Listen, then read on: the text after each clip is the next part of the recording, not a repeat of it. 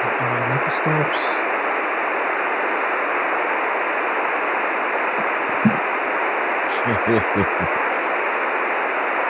I've come to see all those mods I have to find and on Nexus and put over there, but it's going to be worth it once I go in there and start doing everything I need to do. Not yet. Not yet. Yeah, I saw. Yeah, I also installed other things that help you yeah, they help you figure out if it's issues that's caused with it. Like they have a Nexus wiki for it, and it tells you, hey, these are recommended, these are must-haves, and once you put those into place too, it'll let you know, yeah, if you have conflicting mods. Yeah. Hmm.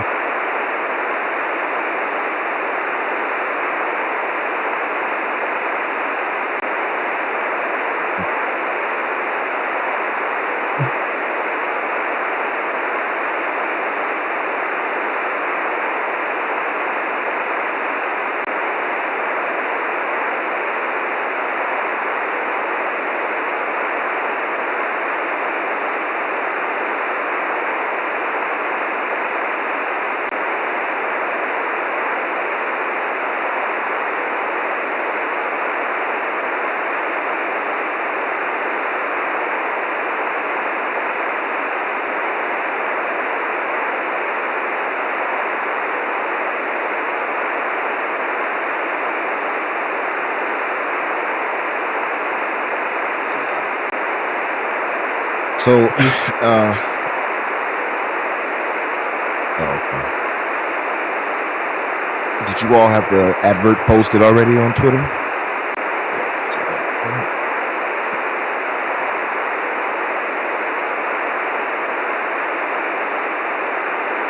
Hmm. All right. Yeah, you posted it. I can share it out. I'm still here. I'm going to mute myself for a second. Yeah, all good, all good. All right.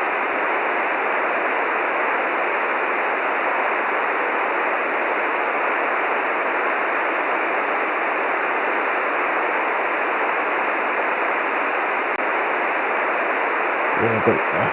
Yeah, I got it now. Uh,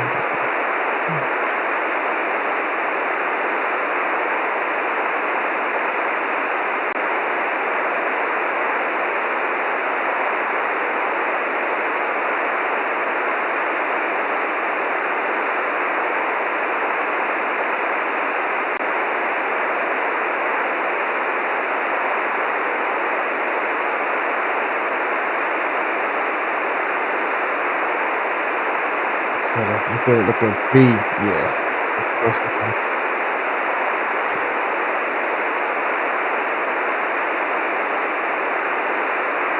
Yeah.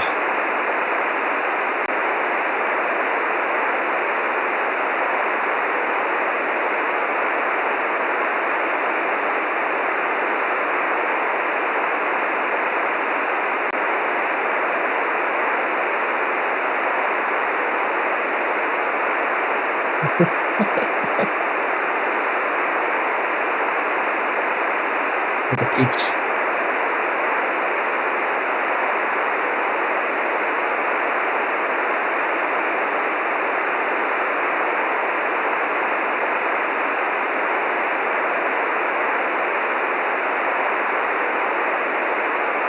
It's cool.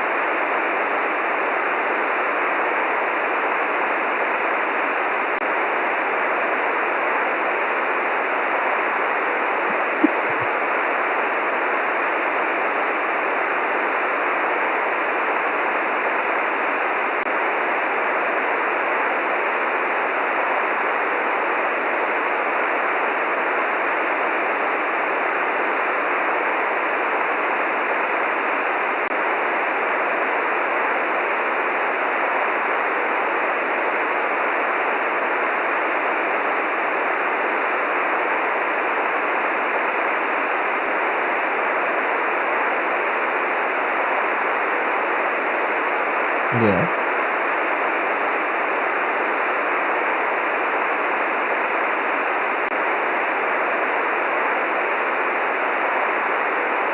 Why is that Fallout 4?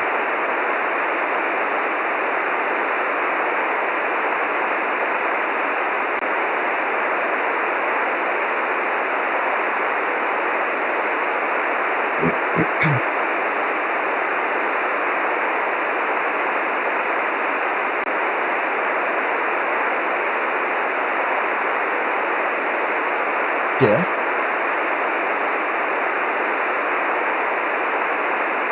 So Fallout 4 probably had the best modding system in any game that you can play, bro. I'm gonna. Did you have to download anything? Like any?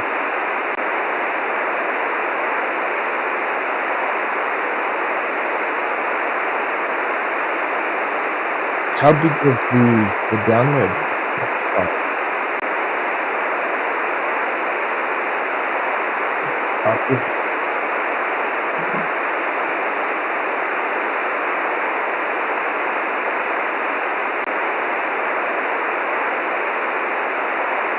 Yeah.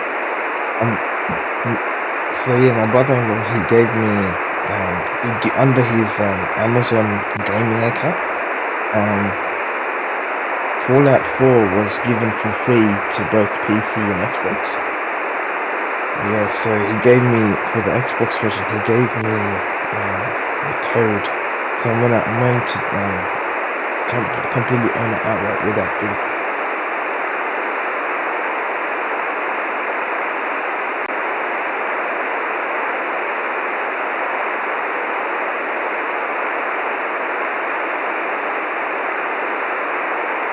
Yeah,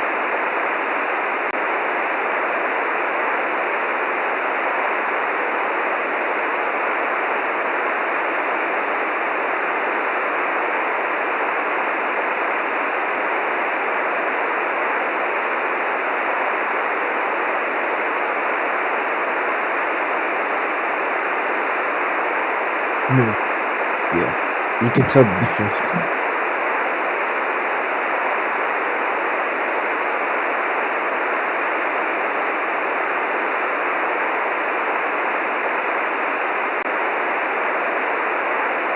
Yeah, it's like a Hellblade. Hellblade's at 30 FPS. Yeah, you can't tell. You can't really tell, bro.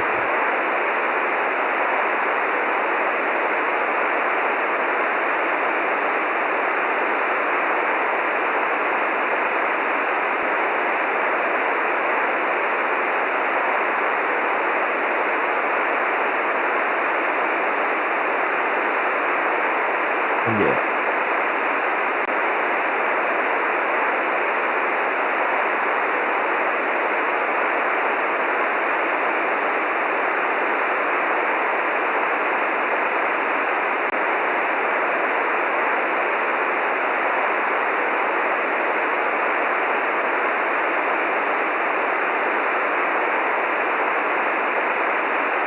yeah,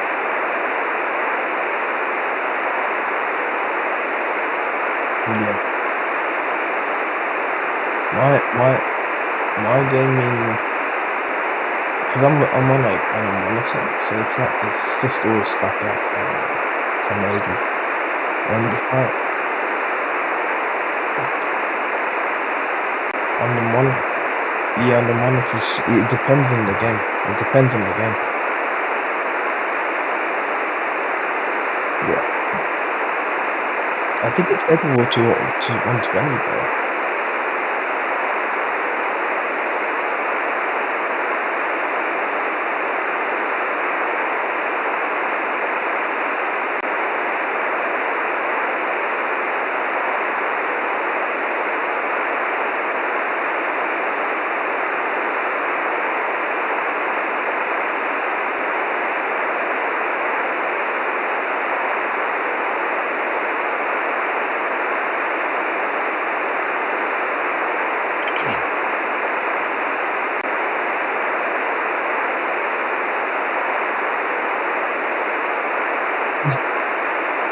Yeah.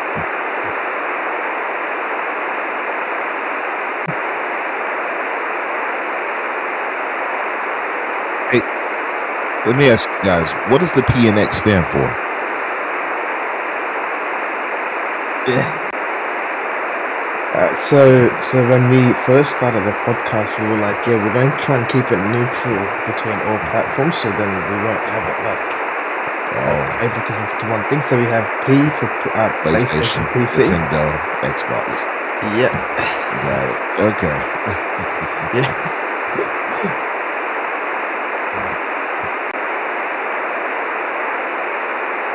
Mhm.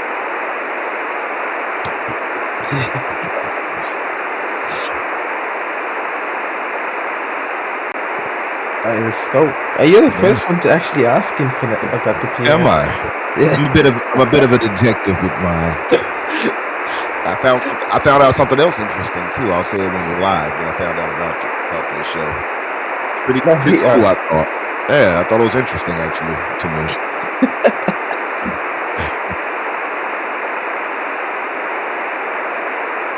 All right. Yo, yo, yo, it's your boy Tarzan with your co-host, the Brother Ink. And we got a special guest for today. We've got Infinite Umbra on the other line. How we going, guys? Right. All right.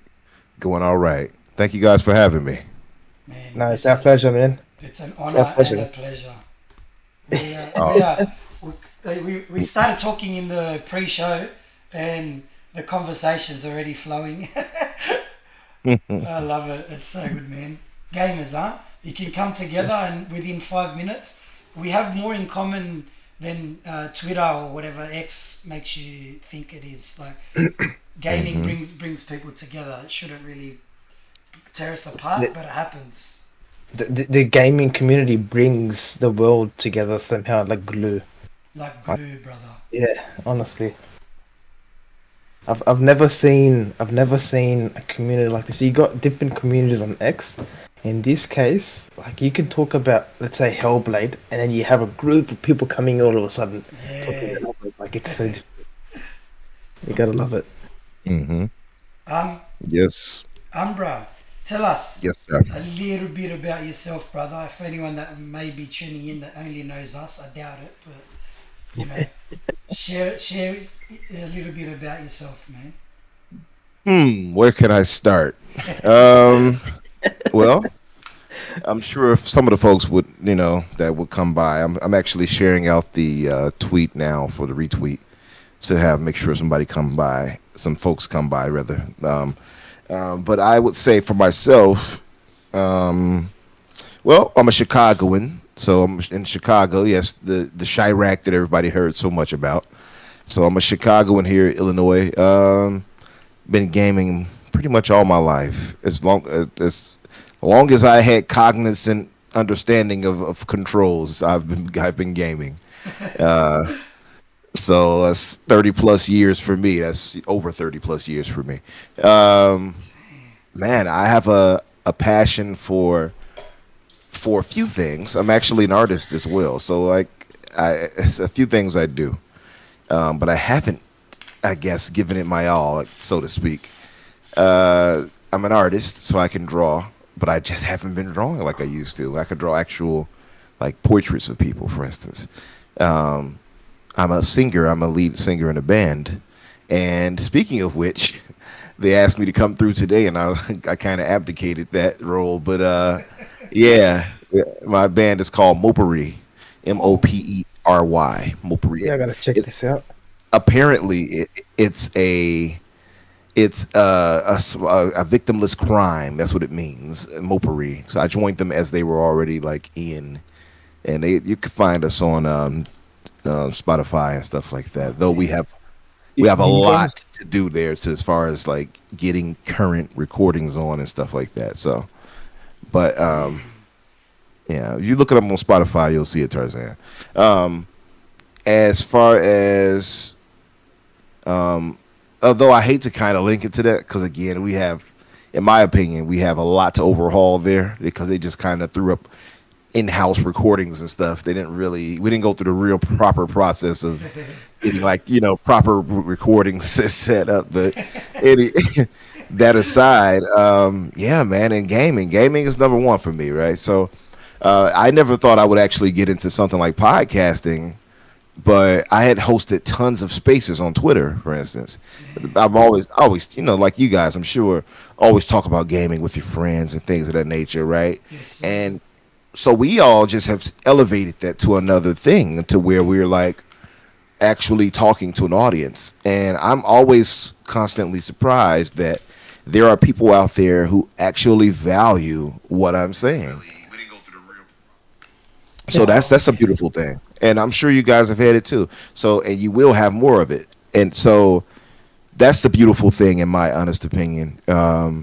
More than anything, because I had no rightly idea that I would even be as popular as I am. Like, I'm not at the upper tiers of anything just yet. I think that'll probably help once I'm more visible and, like, on camera, like you guys and stuff like that. You guys look great, by the way. Um,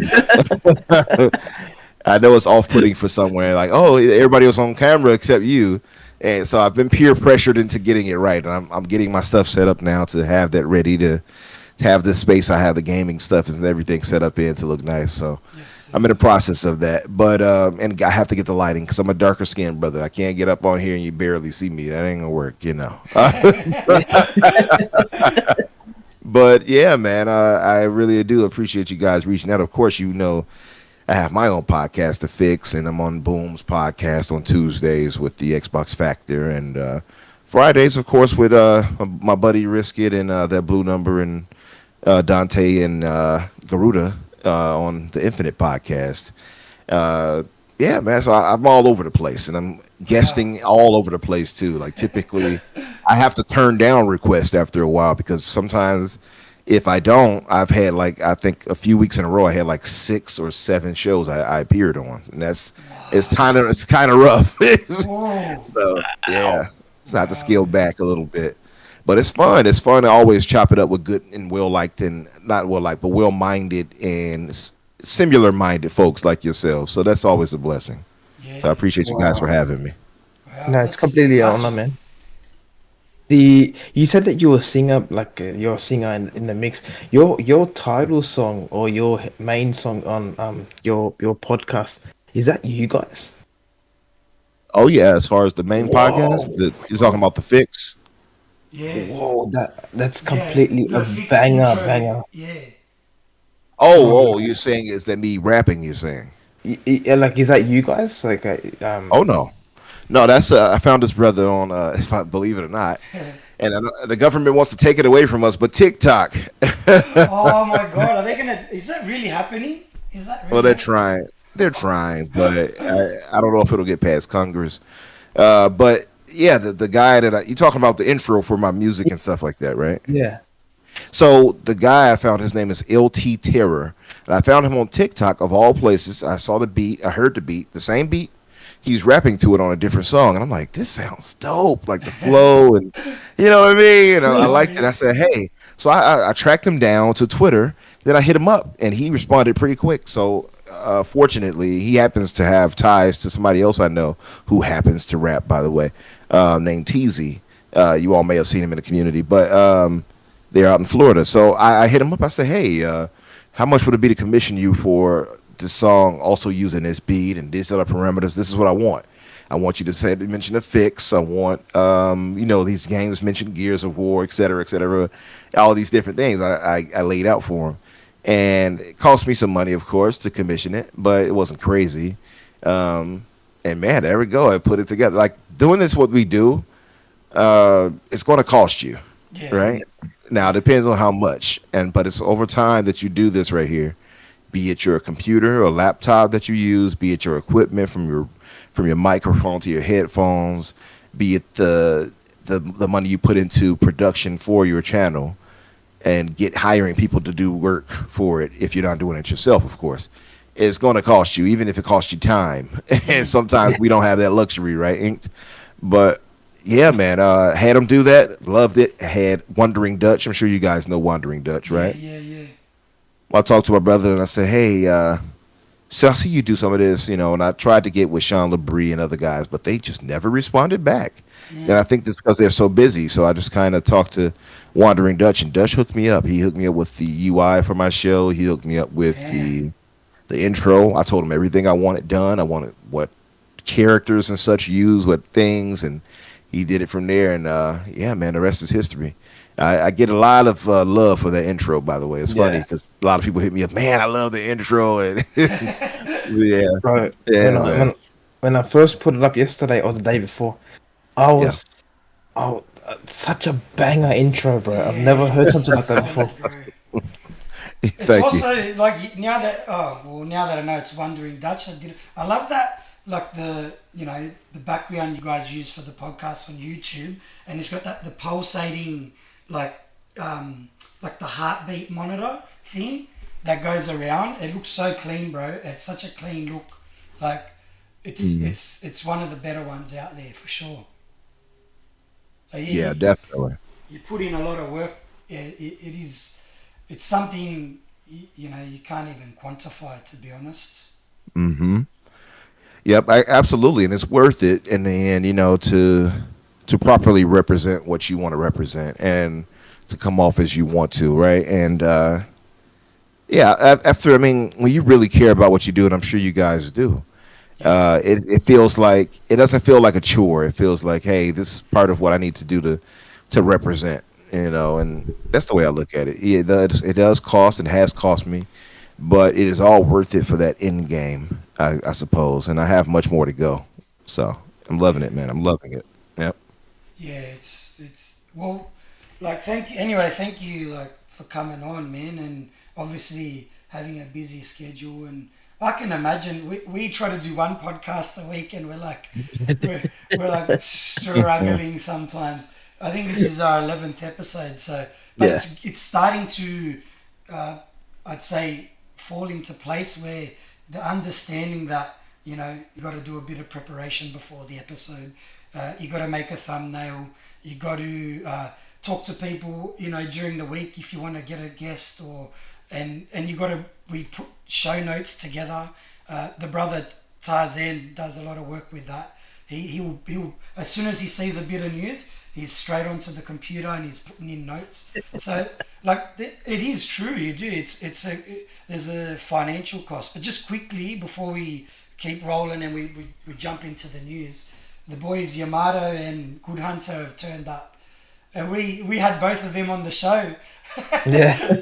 Oh, bro, Guys. they're legends too, man. Oh, we've built a lot of friendships through Twitter, man, and like I know a lot of people talk smack about that particular platform, but we met a lot of people through it, and it does bring people together, and these are the opportunities that come out of it, I suppose. Mm. Yeah, absolutely. That's the beautiful thing about it. Like Twitter gets a lot of flack and hate, and for sometimes I understand exactly why, because it can be a cesspool at times, right? But then there are times where you find treasure too, right? Running through the muck, and for instance, like you gentlemen, and like I said, other well-minded and like-minded gamers and actual gamers and people who care about what they're doing and putting out there. Sometimes you run into that, and that's the gift of it. So it's not all bad. You know what I mean? That's the beautiful thing. So Sooner or later, these zesty people are gonna disguise themselves as gamers. Then they're gonna be like, "Gaming link in bio."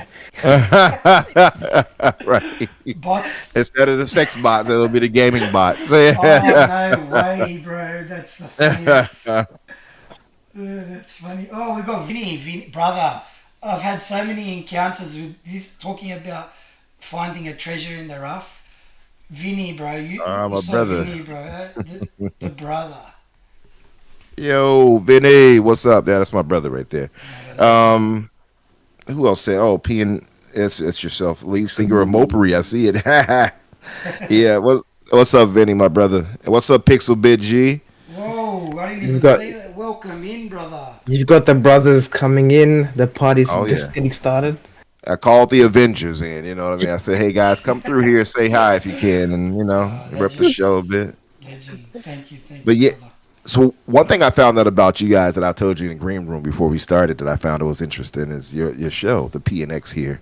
Outside of asking what it stood for, was I found out when you guys like officially started on here. Now I forgot the year, but you started actually on my birthday. No way. Oh, wait. Yeah, February 4th. February the 4th Damn. is my Oh wow. birthday. Yeah, so I was like, hey, look at this. This was destiny. Yes, yeah, that was definitely planned. It was. I don't even know how.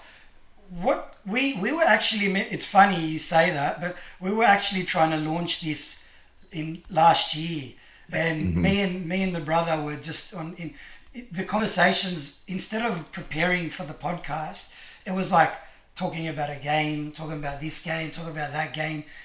We could never get ourselves Yeah, organized. I didn't have a PC at the time, so it was a bit sketchy. And then I think what did we say? Nah, we've got to start this week, and it was yeah, almost like within a week or two we got ourselves sorted, and here we are, 11 weeks later. I yeah, don't think we're going to stop either. yeah. And I saw, and like initially when we first started, I saw the wind go in one direction, the leaf coming down. So I think it was destiny that we started the show on your birthday. Nice. Yeah, definitely. Hey, so my first time, of course, guesting on here with you guys. Now, I want to say this: you guys, make sure you shoot your shot. I'll say this because when I started off in this, I came in with the attitude of, listen, because I know some people like sometimes you come in, you're like, maybe I can't. I have to wait until I ask this person or I reach out to that person, right? You will come to find there are some assholes here out here that you might not care to talk with and ask, right? But I think overall, I've come to find that there are a lot of good people out here who are like minded, just like you guys, and will give you a chance for that. So don't be afraid to reach out and reach higher. I do it all the time, and that's why I brought so many and made connections with so many people that I don't even talk about. Like I have different connections behind the scenes, but I have plenty of people who I've reached out to and said whatever to, and you'll be surprised that they will talk with you and even come to your show, for instance. So reach for the stars, fellas. And even those who I feel like you have to give back and bring in those who may not be as big either. So Yes. I always appreciate, for instance, bringing in lesser known people to the podcast to talk it because it's not just. I know that the big get is the Rands or the Colts and stuff like that, right? Hmm. And higher than that, the Parises and things like that. So I get that, but I would say some of the best conversations I've had have been just with a relative, as they would say, unknowns and stuff like that. And Mm. so definitely keep doing what you guys are doing here as far as this goes, but reach for the stars too. Don't be afraid to do it. Don't think like I have to wait, and you don't have to wait. There is no order of waiting. Do what you do. 100%, brother, 100%. Yes, sir. Yeah. Well, we had another brother turn up as well, Sante, bro. These I feel like I'm amongst royalty. Um, so I'm glad I'm not hosting and making errors today. That's your job, Tarzan. Yeah. Thank you, man. Thank you. But anyways, let's start. We've got heaps to talk about, eh? We've got heaps Yes. to talk about. Um, the first thing that kicked off the week was the Star Wars release date, the Outlaws. I think we spoke about this the other, like a week or two ago, where me and Ink were like, this game's gonna drop in August, Yeah. and it did, and it managed to make You it in, I think, the 30th of August. you said on it was actually last week's podcast. We knew they were going to do the story trailer, but you go, oh yeah, obviously every time Ubisoft do a story trailer, we get a release date within a couple of months, and you said August. Like it Yeah, was like Nostradamus on steroids, bro. I said somewhere in August, because they have a track record of releasing every single time that they put a story trailer out. Mm, They release the game within the 4 months period. yeah. Yeah. 30th of August. I am looking forward for that. I will just say one thing before we get the brothers' input here.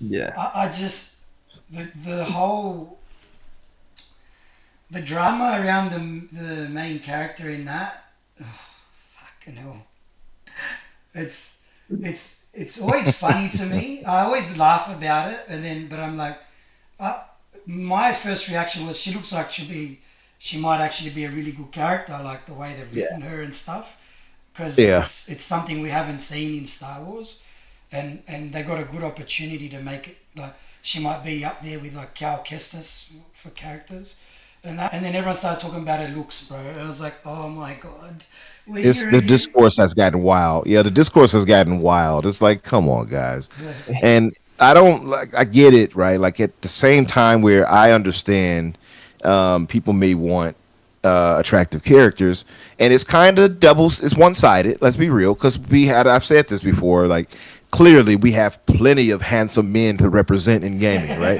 yeah, So, and none of us are ever like, I need me a rotund main character. None of us are saying that. We all accept the Brad Pitt chats they give us to play as.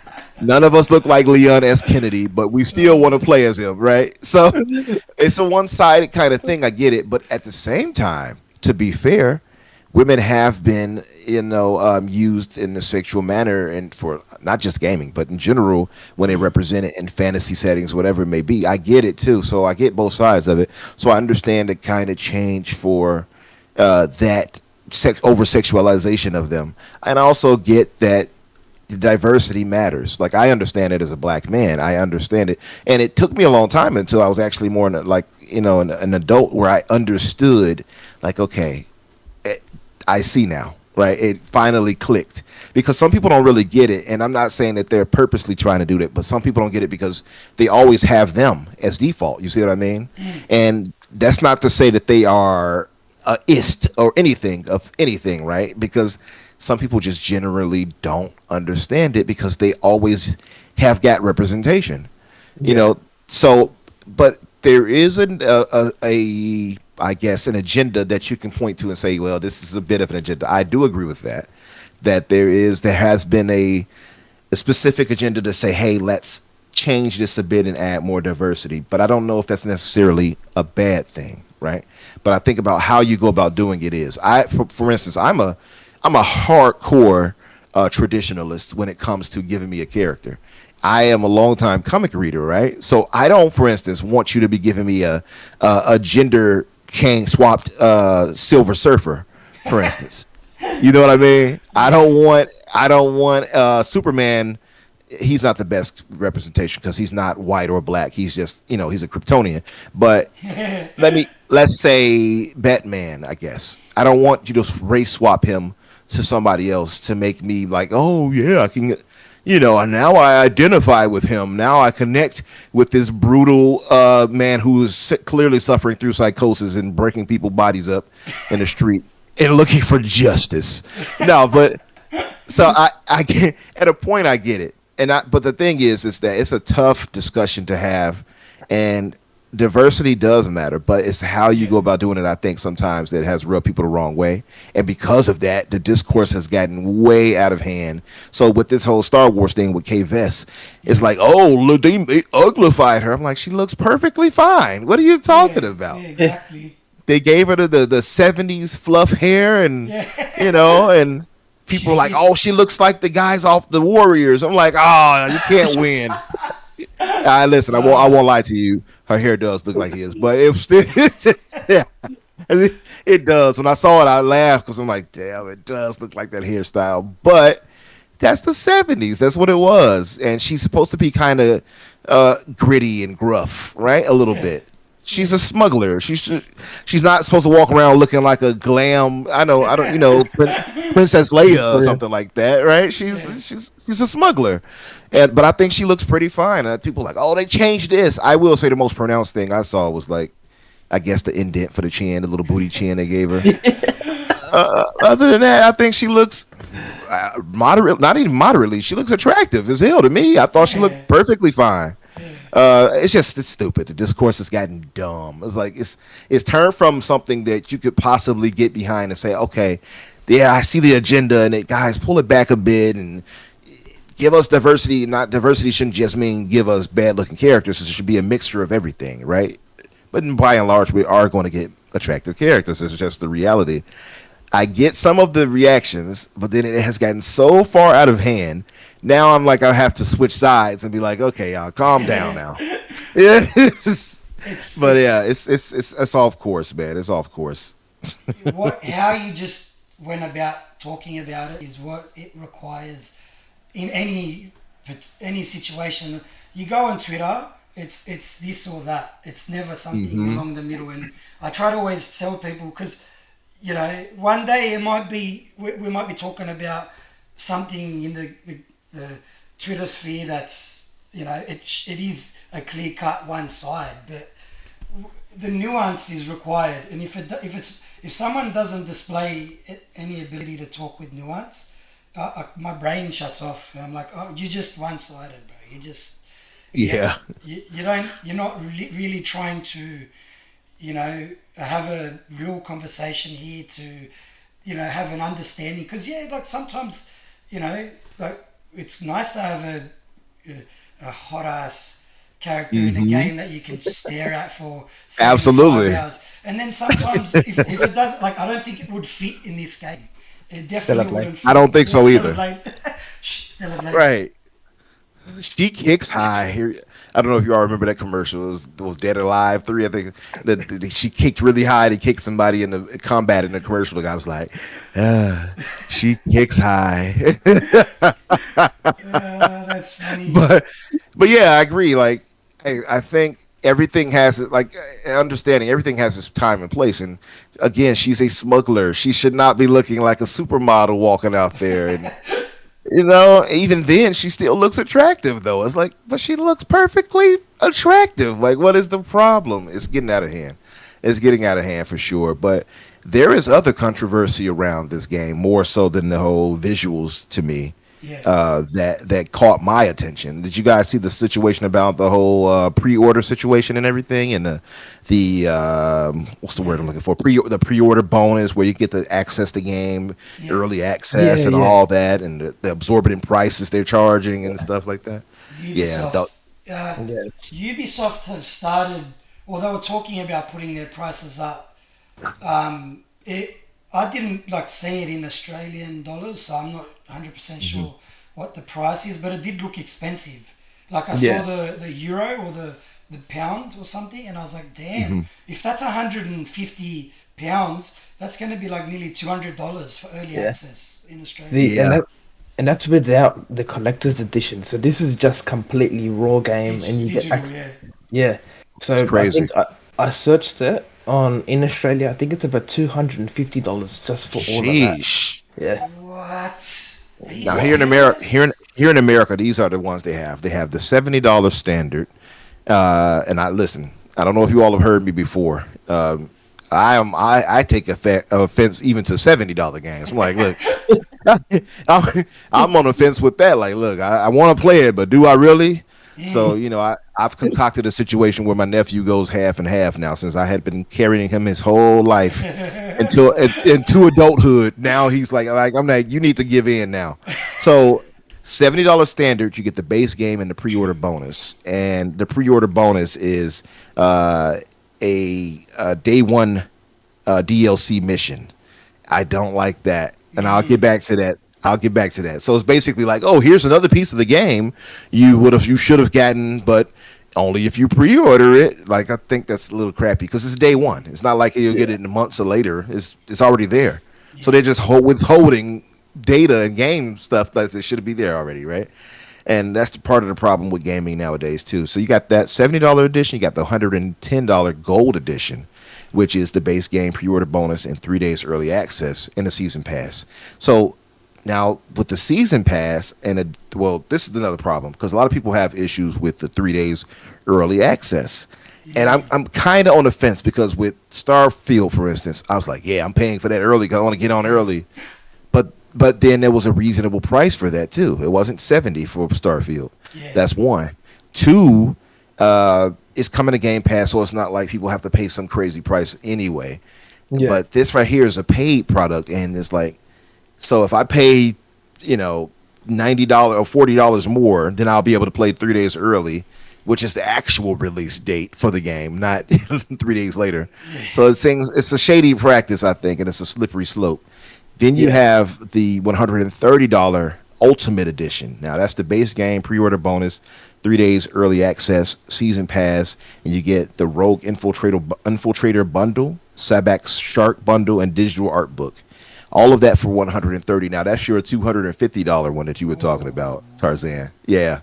Now that we know what they're doing though, and I looked and I'm like, oh, these slick little devils. So they, they have Ubisoft Plus. So if you pay the 17.99 Ubisoft Plus Ultimate version package, I guess Yeah. you get everything in the Ultimate Edition in that tier. Yeah, is that what they do with like any of their new releases? If you pay Mm-hmm. the wow, Yep, the higher end tier, because all of this is to push for subscriptions for them. yep, Yeah, yep, yep. Yep. So I yeah, get it, but at the same time, it just feels like we're being nickel and dimed after a minute. You know what I mean? yeah. Yeah. So some Sorry, people boys. took offense to this. Yeah, you Yeah, good? the pricing was a bit wrong. I'll show you Hmm. what the initial pricing is in Australia. Yeah, so you've got maybe you can see It's a that. bit blurry, but yeah. What's it say? I'll mention it. So you got the standard one at 9.99, 95 cents, Yeah. Mm. and you've got the gold edition at $160, Sheesh. and then you have the ultimate for $190. So it's 190. Yeah. Yeah. Wow. Still is super expensive. I know that the Australian dollar is a little different Yeah, than yeah. It's Yeah, ours. different. Yeah. About $20 or $30 difference at least, but still expensive on both sides. Really, it really is. big price. I don't. Yeah, I just can't justify it, man. I just don't think I can. I like for me too. I feel like those expansions are going to have to be real worthwhile if I'm going to pay anything else to get them, and I don't Yeah. know if they will be. I don't know if they will. I think I'll probably just stick to the standard game Of personally. course. Yeah, Yeah, yeah. But back in the day, like we used to pay like that kind of money back in the day anyway, but it was for physical. Hmm. So you get the game physical, you get like a collector's like statue or whatever, or it could be Hmm. something like if they gave us like I don't know for that money you could give it you could I would say it's worth 190 Australian dollars if they give me like I don't know like the ship that she's in or you know a little statue of her with a gun or something like at least you get something physical for that money but when it's digital yeah it's a slippery slope. Yeah, definitely, definitely. Other than that, though, with the pricing and everything like that, like, what's you guys take away for Outlaws? Like, are you excited to play it or? Oh yeah, oh, yeah. Game wise, it's uh, the devs. I'm not like I didn't get into Division and that, and Hmm. I wasn't really big. So massive, but massive. This is it's a big opportunity for them, and it might be like their magnum opus, like because. I know everyone. They had another team doing the Avatar game, and that kind of that had a bit of issues. But from what I understand, the issues around Avatar was they were trying to work with what's the creator of the show? I forgot his name now. Of the movies of Avatar. They, James Cameron was it James James Oh, Cameron? Cameron, yeah, yeah. They were yeah. trying to get work. They were trying to get information off him, and it wasn't. You know, it was obviously he was busy. He's busy filming the third movie. So that kind of they just kind of made like a cookie cutter game, and like a lot of people might judge them Mm. based off that. But and I've heard like when the collaboration between like Disney and all the Star Wars people in general, they're generally more hands on and they'll assist the team. Like everything I saw with Jedi Survivor has me Hmm. excited about this. I know it's different studios, but that Yeah, game is almost some of the best Star Wars, stuff you're gonna no get. question. So Yep. um, I do think that Massive is gonna pull it off. Like all this controversy might, you know, I hope because that's basically like my hopes for the game is that it's a really good Star Wars story, open world. You know, it's not another Jedi story, so it will have a bit more freedom to tell something a bit different as well. And yeah, I think look, I'm more on the positive side for that part of the game. I do have belief that Massive will pull it off, but we just have to wait and see. No pre-ordering, boys. Yeah. Yep. Yeah, I've got so alongside with the other aspects of all the other Star Wars games, you don't like initially have a character that you can't use a lightsaber, so you have to just shoot or whatever. Mm. So that Mm. that completely took me like in surprise. I was like, yeah, I'm getting this. Maybe not day one because of the price, but but um but I will initially get this one. It looks good. It looks great. So yeah, I'm just gonna wait until the price drops from $70 to $30 so in sometime later on. But Hmm. yeah, the game I wasn't too initially hyped for the game, but now that I see more of it coming up and the story trailer come up, my hype level had like increased, and especially because they're the ones who did look after, no, not them, but the engine that looked after Avatar. Mm. So Oh yeah, yes, the snowdrop. You Yeah. know, I'm a big proponent of the Unreal Engine. I'm sure people are feeling like I'm obnoxious about it, but like I love Unreal Engine, right? It's had its issues though with the fifth iteration, but I expect them to iron it out at some point. The coalition I expect to wow us, for instance, but yeah, the Snowdrop, man, it challenges it in some ways because that engine is impressive. I was playing like the Division 2 finally, and I played that with that Blue Number and a few other friends, Red Wolf, Renegade, and I think Colt even jumped in at some point.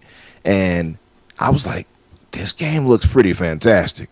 Like this is not a next gen game, and it looks damn good running around through DC. You know, so I've seen Avatar, and that looks crazy good with that engine, and I know this looks pretty good from what we saw with that engine too. So this engine has some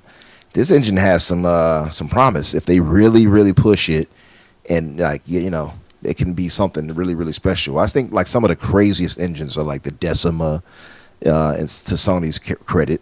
Um, it's a really great looking engine. Like you get great visuals from that. To me, I think Unreal produces the best of the best. mm, Typically, there are other engines that challenges it. Don't get me wrong, but that I think routinely, especially now that we're seeing the whole meta-human thing, like they did with Hellblade 2. It's like Oh yeah. okay, Yeah. like all right, we're going past that whole uncanny valley situation. Sometimes that looks real. Like all right, like, how the hell did you do that?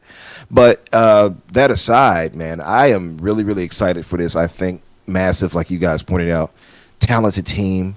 It's good to see more than just lightsabers and stuff. So I agree with you there, Tarzan. It's dope to see them fully reach out and expand on that universe because there's so much lore in Star Wars. We know it's crazy. Yeah. Like we haven't scratched the surface as fans because there's so much more from books and things like that, even the comics that go into so much more that are considered the old canon now, I guess, and things of that nature. But it's a lot, and so they have a lot to pull from if they really want to. So that's really dope. But and like you said though, with K Vest here, much like my man in Jedi Survivor and such, Cal Kestis, it's rumors that they might actually appear in the live sections of shows and movies. Ooh, You really? know, allegedly, I heard Yeah. that K Vest might appear in a show with, the lady who played Daenerys, Yes. the queen of dragons from Game of Thrones. They're saying allegedly they might appear in a show in one of these Star Wars shows, and they said the same thing about Cal Kestis. Now, so it's possible, and the I think his name Monahan, the guy who plays him, he's open to it, of course. And I mean, who wouldn't be? It's Star Wars. That's crazy, like crazy money, right? But he's open to that idea of appearing on a show with it as well, which I think would be smart and wise of all parties involved because it's a lot of love behind the Star Wars Jedi games, Oh Survivor yeah. games, whatever. yeah, Yeah, man, and it's so many ways you can go about that. And I think with that franchise with Survivor, for instance, I think it's set. They said before the original trilogy, right? So it's a lot they can go around with. There's a lot of different characters that we know of he can interact with, the Boba Fett's and things of that nature. So it's a lot. I just love the whole idea of all this connectivity. I give credit to Marvel with the MCU for making this connectivity of the Yeah. universes thing so much more prevalent, But yeah, man, I'm excited for the game. I just don't care for that pricing structure. That's Oh about yeah. it. I got good news for you, Infinite. I'll tell you one thing: Ubisoft never keep the prices up. They might be expensive when the game comes out, but Yeah. it's like it's the worst kept secret in gaming that Ubisoft put their games on sale. Like pretty much, I've seen it Hmm. within a month, and that is the most. That's the funniest thing ever. And I just want to address the graphics engines. You didn't mention one, and I was a bit disappointed. Um, Mm. uh, the Rage engine, Rockstar. Oh, yeah, that's a good one. Oh, That is a good one. The Rage engine is really nice. but I'll go one further than that. How about the id Tech engine? oh That is actually really yes, good. yes, No, sir. Microsoft owns that one now, but that Yes. one is that's a gorgeous engine, and it's really like optimized too, well optimized compared to especially to Unreal. It's much better optimized, but it's a pretty gorgeous engine too. Like it's Hit so 60 much they can get out of frames. it. Hmm. Hit 60 frames without even trying. What Um, without a hitch? Yeah, yeah, so that I think that's where Unreal. I mean, they all have their pros and cons. I'd love to get a spreadsheet out and write my pros and cons of each graphics engine because that's a 2 hour podcast on its own. hmm Yeah. Um, like if you're a gamer at heart and you've been yeah, playing these games for years, you've seen them like they're pretty much the same engine, but they bolt on new tech to them as time goes on. But it's got the skeleton of the original Unreal Engine and so on and so forth. yeah, So we've moved with them. I always remember the Unreal showcases. So I don't know, Umbra, you might be old enough to remember these too, but yeah. Unreal used to do a showcase and it would be like, it wouldn't even be a game. It would just be Hmm. some showcase. You can go back and look at them now and like Yeah. it was always the cutting edge, always. It was. Yeah. I think that's what garnered my love for Unreal Engine over the years. It's just like seeing these tech demos of them and like, oh wow, and you see certain games that's playing it, and it's very versatile in like so many ways you could use it. Right? I mean, Unity probably is one of the most top used as far as that goes, but like it's a lot of application for Unreal Engine, and it's so well spread around the gaming that it's like you can't help but come across it at some point. Hell, matter of fact, did you all know that they use Unreal Engine for like movie and show special effects? Yeah, I've Like heard about that recently. yeah, it's crazy. It's that they used it for the Mandalorian, and I was No like, way. oh wow, yeah, believe it or not, they use Unreal Engine for the special effects of the Mandalorian. Oh And Wow. wow. you'd be hard pressed to tell the difference between them using something like that and I don't know, Weta using something crazy for theirs, right? Because you see some of these people, Weta and Industrial Light and Magic, you're like, man, look at this stuff. How did they do that? Some of this stuff they use in stuff like Unreal Engine, believe it or not. That's crazy to me. So, They used it in June too as well. hmm yeah, that's Part right. two. So it's pretty dope, man. Unreal is definitely unreal. Oh my god. Yeah, Bro, it looks almost like Unreal. yeah, it really like it looks so realistic. Yeah. Kay said, Um, not the epic bucks. Oh, I had to, I had to cash in. Kay, it's required if I want to get my money from them. t talking about studios and their publishers and stuff. We got Gearbox. They completely rebranded the entire from Gearbox now to Arc Games. Mm. Wow, such a big I difference. Yeah, it seems. When I hear Arc like that, makes me think of that. What? It's another company called Arc something. What is it? Arc I'm just trying to think. Arctech or something. Arc System Works or something like that or Arc something. System works, yeah. Yeah. Yeah, it makes me think of that, and I don't I don't know if that's the way they want to go with it. So I don't know. I'm torn by that. Plus, I feel like Gearbox is a well-known name in the gaming. I don't feel like you should. I think it's too much invested in that name to be like, oh, we're just going to change it. I Yeah, don't know. It'd I be like wonder it'd be like I don't know who's somebody I could say. I don't what know. what was Yeah. what, What were what you gonna was the say? change? What was the change that like caused like from Gearbox to Arc? What was the change? Because Take Two purchased the studio Gearbox Studio, and then these Yeah. are the ones that got left that didn't get purchased because Gearbox had a bunch of studios under them or something. So the ones that got left behind, they didn't want to keep the name, so they had to change the name to Arc. I think I'm guessing that's probably what happened because you can't have two different gearboxes. It's like there's a bit of confusion around the Avalanche. There's two Avalanche studios as well. That gets a bit confusing. You got the ones that are doing Contraband that did the Just Cause series, and then there's Avalanche that did something recently. I just don't remember, but there's another Avalanche, and it's confusing as well. Like, Oh yeah, yeah, yeah, they are too. So what it was is they were Gearbox Publishing, that's the and it one. was Yeah, yeah, formerly known as Art Games. Now yeah. it's rebranded to Signal a Fresh Start. It says in the industry after separating from Gearbox Entertainment, so it's just a fresh start for them. And after they got picked up by Take Two, they're like, all right, we're gonna change it. It's like a lady breaking up with somebody and cutting their hair or something like that. It's a fresh start. Yeah, that's The fresh cut. I love it. yeah, it's a fresh start for them. I'm going to guess that they'll probably go in different directions because typically Gearbox are like shooter based and stuff like that. So maybe they'll step out of that and move into other things. It could be a case of that too. We'll see. I'm glad that they're not going under. Like that's the biggest thing because we've had way too many closures and people losing jobs. So Mm. it's good to see something where it feels like somebody kind of stepped in and they got rescued from oblivion, right? So that's a Yeah. good thing. Yeah, I'll take the name change if we can keep them around. How about that? A tit for tat. I love that. Yeah. Absolutely. Oh There's man. not much you can say around that. I guess it's one of those business sided things, and as long as it doesn't affect the games, I'm down. Yeah.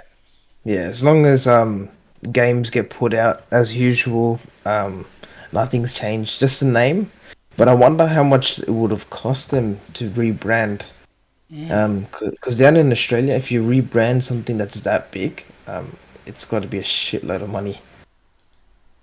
Oh yeah, Um, Yeah. oh yeah. yeah. Wow. We've also got. I don't know if you guys noticed. I think Inked was the one who showed me these photos about Red, Assassin's Creed Red. Mm. I think you showed me The title was it screen, the or like was it the title screen, or was that? I think someone's got the game early and they're testing it out. It looked like it was like Yeah, like the UI the or UI, something like or that. yeah, Yeah. it looked. Yeah, I mean, I don't think it's a final product, but it looked yeah like the game's out there. It's getting tested, um, and rumored to be called Assassin's Creed Shadows. Shadows? Yeah, Shadows, yeah. No, it looks good. That's an interesting one because I don't think that's on the Ansel engine. Talking about engines again, but that's the true next gen. Like so, Valhalla was the last one of last gen, and this is meant to be the one that's been worked on for a while as a true next gen. Good Hunter goes Assassin's Creed of Tsushima. If to tie into that, I mean, Ghost of Tsushima is if you all have played it. For one, the visuals are really beautiful. Two, I would say the combat is really great Game overall. yeah, over. I would love for more games to kind of take that and say, "Hey, let's expand on that." And Assassin's Creed has had good combat in their games here and there. I think some better than others. I know a lot of people liked, for instance, Three's combat, even if they didn't care for the game. So there are ways they can go around about that. That I hope they experiment that kind of changes the formula for them, combat wise. What's cool about this one, Assassin's Creed Red, and if it's going to be called Shadows, which makes sense if it is, because Japan, feudal Japan, yeah, ninjas. I hope it is. It actually sounds pretty dope. But what they're apparently possibly going to do is play off the only that I know of, at least the first and only African samurai, Yes, Yasuke. yes, yes, yes. So that's pretty damn cool if that's the case. Now I will say this. Of course, they're going to take liberties, but people are like, "Oh, it's not historically accurate." It's like, Uh, guys, It's Have you played Assassin's any of the Creed. Assassin's Creed game? What do Right. you want it to be historically accurate? Right. Relax, I'm like, I man. don't think anybody was really sliding down pyramids either, but you played through that just fine with Bayek. But Yeah. so yeah, it's like it's kind of stupid after a point. Like, don't complain about something like that. I get it. Like you do. I will say, like to be fair, if you're going to feudal Japan, you would probably like I want to get a Japanese protagonist and antagonist. I do get that. But I think it is because they try to turn it into a DEI thing too. Oh, it's DEI, Yasuke. It's like I'm like at least it's real. That actually happened. Like it's not like No, they but just he forced it in he there. he did like there is. I looked into the story myself because I was interested. Hmm. It sounds interesting, and he existed. There was a guy He that like did exist. any Yep. story we get in modern media of the past that has to take liberties anyway because no one was there. No one was there anyway. What if he was the best like assassin and we Right. have no idea? It's not like we would know. Exactly. Yeah. Right. How do we know? Yeah. Yasuke, you the best assassin? He was Oh on no, no, no. he was on Twitter he was on Twitter back in the samurai ages posting up images of all his kills. Like, Fe- come on, bro. feudal, feudal Twitter. Yeah.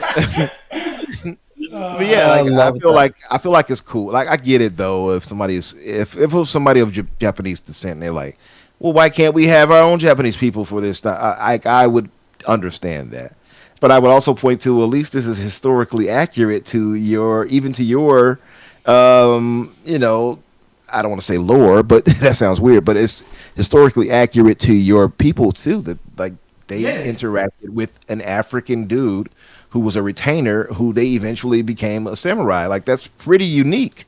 I think that's a pretty unique story. It's like it's a one in a million kind of thing to happen. And I'm sure like many of the Japanese people saw him like, who the hell is this? Like, what is this? They didn't know what black people looked like, so I'm sure they were like, oh wow. So I think that's pretty unique and cool in itself. I like I said, I get both sides of it, but it's always some type of controversy around something nowadays. Oh It can't yeah. just be excitement about it. But I do hope that they go more to the roots of, I would say, like for instance, Black Flag is my favorite in the series. Edward Kenway getting on Mm, these boats, having these naval battles. mm. It's my favorite in the series. Swashbuckling, as they would say, having the guys sing these tunes and such as you say. I loved it, man. Deep sea diving, getting hunting sharks and whales. I loved everything about that game so much. So I kind of hope Ubisoft kind of goes back to the Assassin's Creed 2 blueprint in some ways instead of because now it's like crazy. I saw some of the stuff. I haven't gotten to that because I stopped at Unity, believe it or not. Oh So I really? got I got a ways to go. I own them Oh, all though. Like that's the stupidest thing. I own all of them. I oh, just haven't bro. played past Unity, Oh, and but it's so many ways they've gone with it now. It's like it feels like a full on fantasy game when I see it play gameplay of it now yeah, yeah, yeah, versus what it Yeah. was. yeah. It is. It is. Like Valhalla and that they tap into that, but like Origins, I think, or for the new formula, Origins is a good place to start. That was probably my favorite one. Um, they released Odyssey a year later. It wasn't the yeah. It was just more of the same, so I didn't really get too into it. But what they do really well with those modern ones is recreate the the time and period. So like Egypt in Origins was fantastic to run around. Like it was like being in that place and time. And they do that education mode where you can jump on and go and see monuments. So they're pretty accurate with that stuff. So I'm wondering how they go about doing it in red and what time period they actually get us in Japan and how it's going to look, obviously. Um, because that whole period, like where they go back in time and they show what it's like, is super interesting to me. Like, I love my history anyway, so to be in a Yeah. time and place and experience that world, like it's time travel for me. Whether I'm going to finish the 100 hour or 100 plus hour campaign is a different conversation.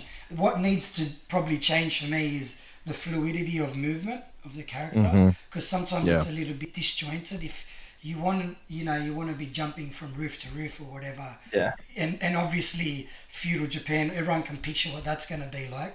You have to Hmm. give me some way of moving quick and fluidly. Like I think Fortnite with its third person movement does it really well.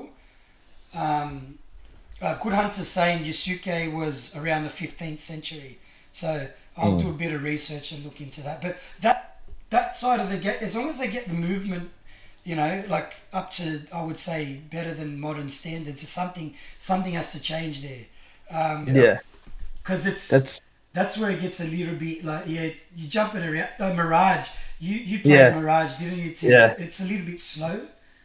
Yeah, I was gonna say because Mirage wasn't like it was a good game. It's just the movement really Yeah, yeah, did put me off. So like there are certain times the parkour.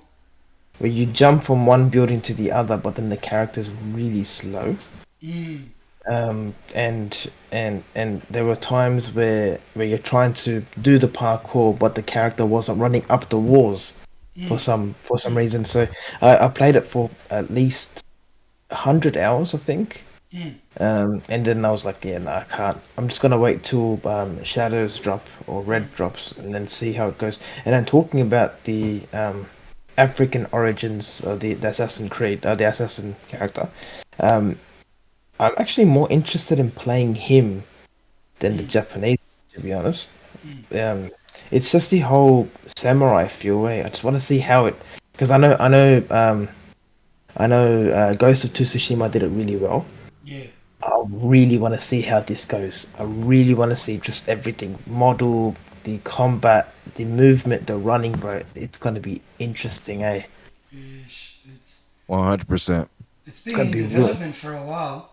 Um, the, And the the studios. I had a couple studios doing Assassin's Creed games. That's why you get sometimes a little bit different. and is that one question that I actually asked Ink before? Um, But this is tough because it's two characters you can play, right? So you can play. You got the Japanese lady, and then you got the thing. Mm. Are the campaigns gonna be different for both characters? Or is it going to be like what's the Assassin's Creed? There was Unity, and then there was the one in London, Syndicate. Syndicate had the brother and sister, but like if you were playing one character, the other the other character was still in the world. Mate, if it's going to be like that, or if it's going to be character switching like GTA 5, which was pretty sick, I wouldn't mind that.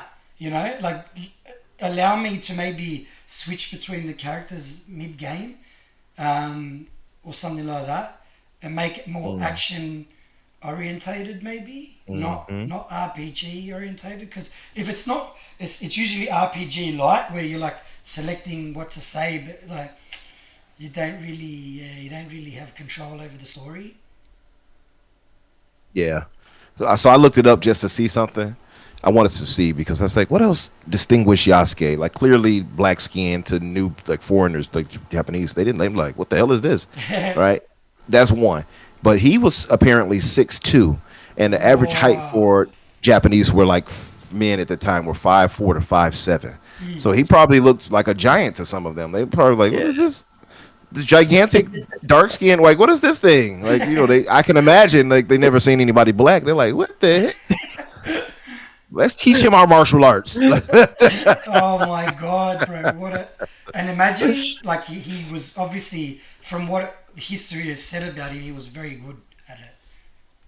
Yeah, allegedly, right? He was I throwing mean, people that's around. that. Yeah, I'm pretty sure he was strong enough to throw them around. Like they only like 5'4", they petite. They like get over there. Full all whole armor set and all, just throwing them in their kabuki helmet and all that. Just get over there.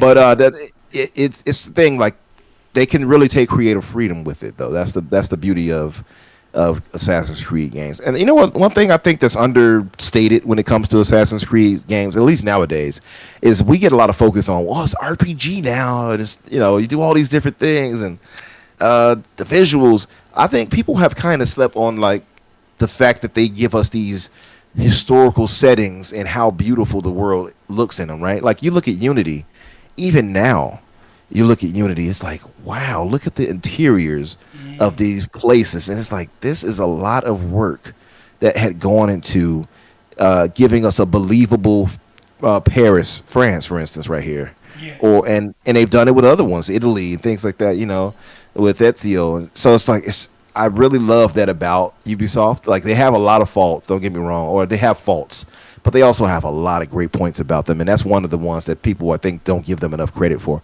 Apparently, 'cause for instance, I think they used the Assassin's Creed game to help rebuild the chapel that was burned down. Yes. Uh, Yes. so, like stuff like that is just dope, man. Like so who said gaming doesn't help? It does. Exactly, exactly, man.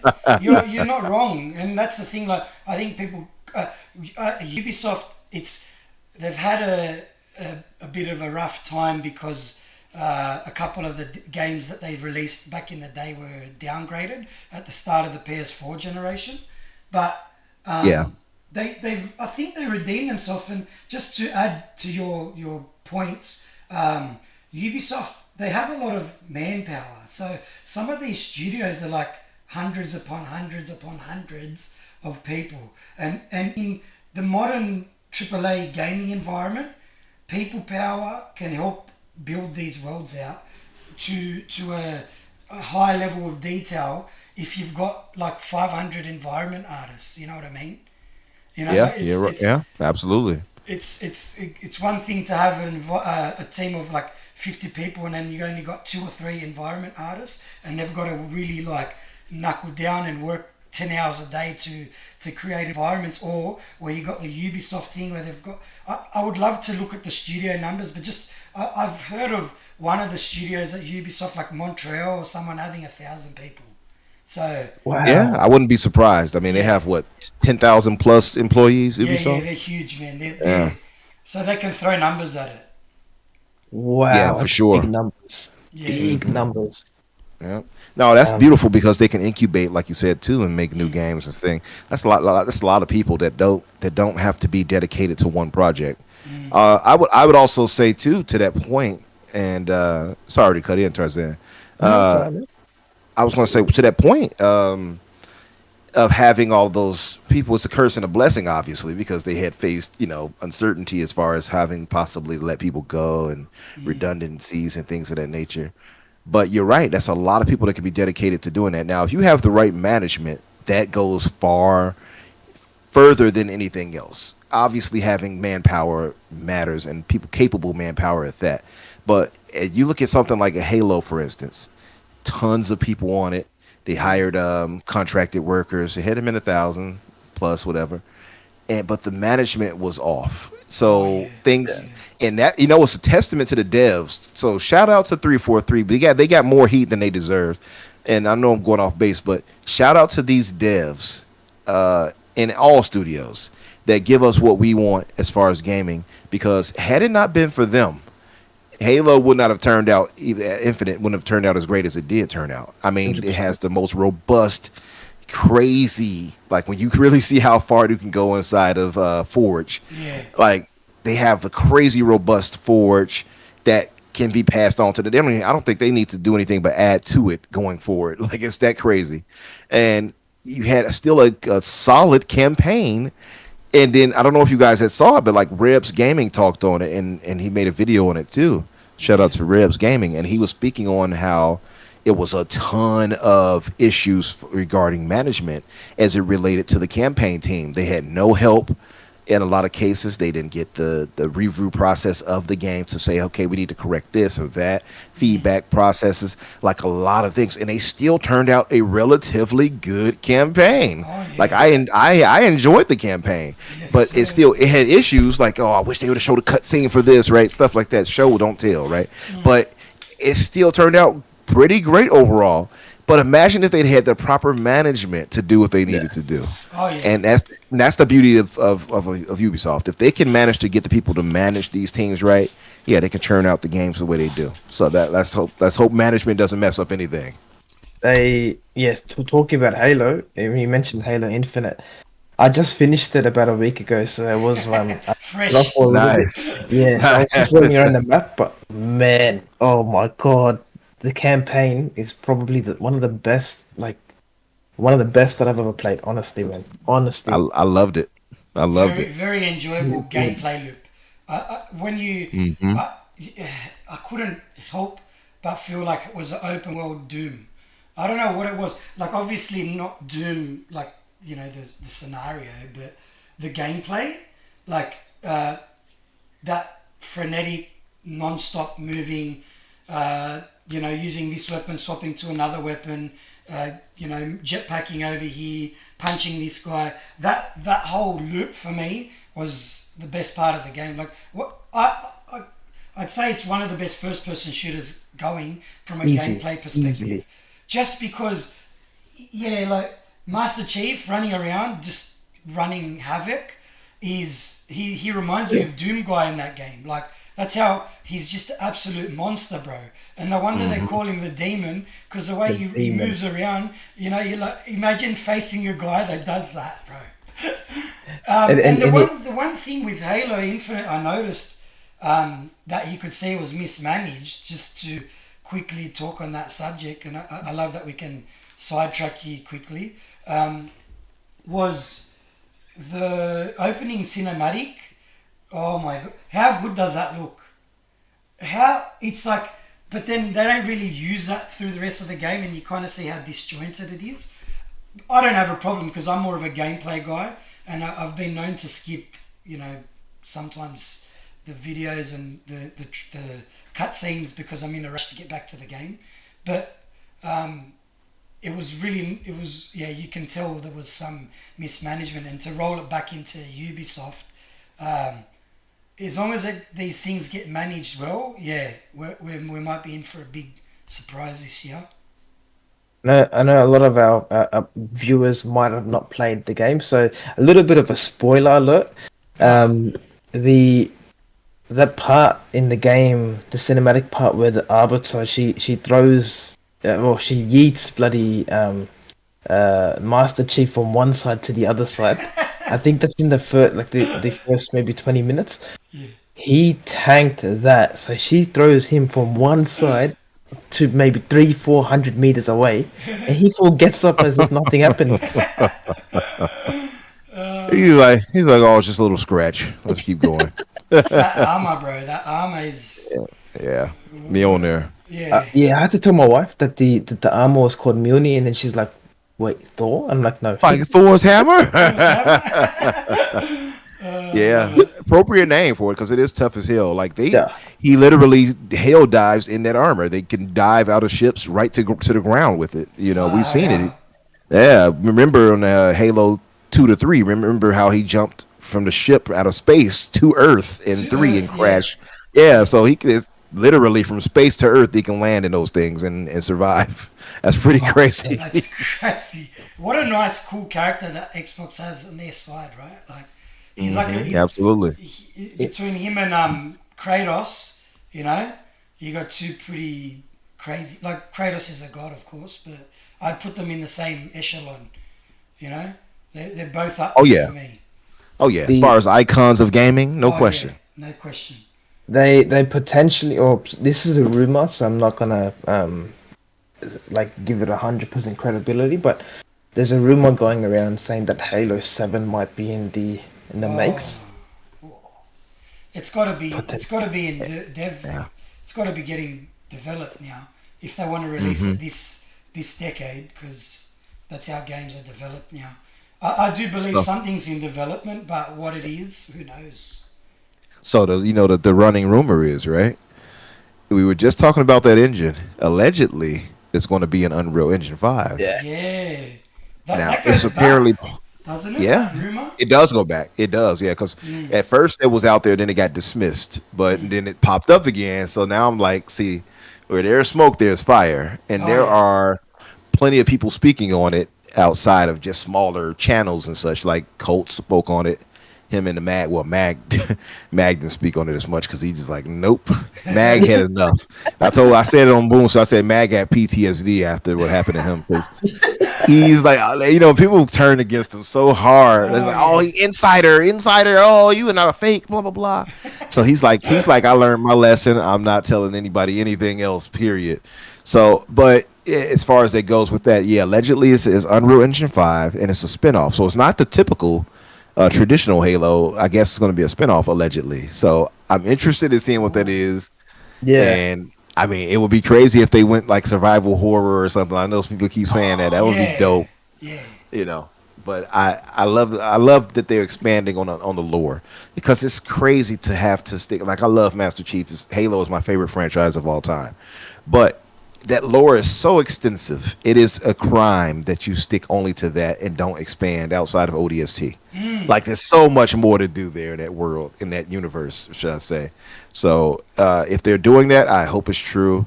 The whole creative assembly thing that they were working on wasn't ever canceled. Allegedly, we heard it was canceled. Allegedly, this is coming from them, and it hasn't been canceled. And we might be getting as early as next year. So we'll see. Oh my god, that Yeah. is I that certain affinity actually? Was it certain affinity? Certain affinity. I said Yeah, yeah, creative yeah. assembly. That was. I thought it I said the was. wrong one. They said it was cancer, but then like they never really confirmed that. So, Yeah. um, so yeah. Look, you know who else would be cool? Coalition making a third person, game in the Halo universe, like a horror Oh game. hell yeah. Hell oh yeah. man. Give me Coalition, third person horror in like a flood situation or in like some like it's just you in a ship and you got to escape or something like just go all in. Now I think Phil Spencer and co they got to have realised there's potential to share IP across studios if they're willing. Obviously, they want to let them do what they want to do, but if a studio turns up and says, you know what, we want to make a Fallout game or we want to make a Halo game on the side next to what the main next line game is going to be, can we do it? And hopefully Xbox greenlights it because, man, you could see some crazy stuff coming out of these studios. Yeah, absolutely. If the whole cross pollination of their studios should be a thing anyway. It shouldn't be like oh, well, my Master Chief is off limits to appearing as a skin or Yeah. microtransaction you can have. Like I would instantly, for one, I'm a microtransaction thought when it comes to cosmetics. Like like that's where they will get me at. So I like to look good when I'm playing a game, right? So if they put a micro Master Chief inside of like I don't know, let's say like I was hyped to see him inside of Siege. I'm like, Master Chief is Siege. Look at that. I don't even play Siege, and I was tempted to go and play it.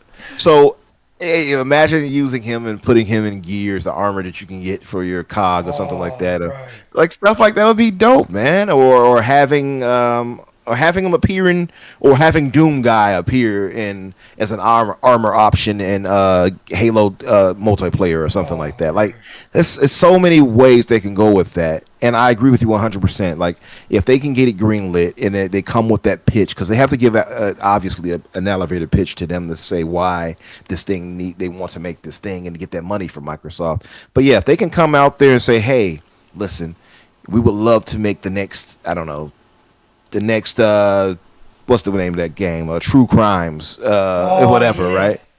Like we would love to be the ones to take hold to that franchise and make a new entry into that series and go this way with it and blah blah blah. I would hope Microsoft would, and I'm pretty sure they are, but I would hope that they would be open to that and allowing teams that are traditionally working on something else to do that. And that's the one thing I had a problem with the Coalition because they were kind of tied down to just Gears. As Yeah. much as I love Gears, I don't know if you guys remember, but they had those two projects they were supposedly working on that were canceled or at least now put on delay as they had to work on Gears 6. So Yeah. I was disappointed because I was like, yeah, give us something else with the Coalition. They're too talented to just be hamstrung to one IP, That's right. in my personal opinion. So grow the IPs with them. So I hope that after Gear 6 we hear about those new IP again. I hope so. And so I would love that idea. What you're saying, having other teams work on other IP. Even That if it's would be as well. something new. Even if it's something new. Mm-hmm. Yep. Or even if the cross players or cross characters into each other's universes. Oh Oh my lord. yeah. Imagine Oh that. my lord. some Yeah. multiverse, Xbox multiverse, like the new Avengers or something. Oh my god, that would be funny. It would be funny, but if someone was smart enough to write a story good enough, they could probably attempt something like that. It is super interesting, like from talking from now because of what Xbox has done, like Microsoft, and they've invested a lot of money into all these studios. As long as it's managed right from the top, I've got a question: who's in charge of all the studios? Who brings it all together? Is it Matt Booty still? Yeah, it's still Matt Booty. And Yes. he has some direct control of. He actually got elevated to a higher position now, right? What is he? The head of the studios. Yeah. He had Phil Spencer old job, so Yeah. he's over all of that now. Even over before, because it was very ambiguous and weird how they had it with Bethesda, for instance, because it was run by somebody else. Now he's over them now too. Because remember the whole Redfall situation and the snafu, as they would say. It was like, Yeah. who the hell do we put this blame on? Is it on Pete Hines? Who do we, they didn't, they didn't know who to blame, and it wasn't even Pete Hines because he was the communications guy. It was another person I can't remember their name, and people were like, "That's Matt Booty." I'm like, "No, Matt Booty isn't over Bethesda like that," but now he is. So, yeah, he's over them now. I will say this, Matt. At first, I used to have this thought of maybe this is too much for Matt. Maybe he needs helpers, and I'm sure he does have helpers. Oh yeah. Uh, but I used to think like, can they split up the responsibilities and such, things of that nature. But after seeing those emails leaked and seeing how much of a shark he is, it surprised the hell out of me. Oh I'm like, this yeah. dude he don't take no s. He don't take no stuff. This dude is about it. So I take it back, Matt. I apologize. I wasn't aware of your game, my sir. And yeah, man, that dude is something else. He's like us, like I won't say us. He's like the hardcore when it comes to I want to take them out. Yeah, yeah. Like that's how he was talking in those emails. It surprised the hell out of me.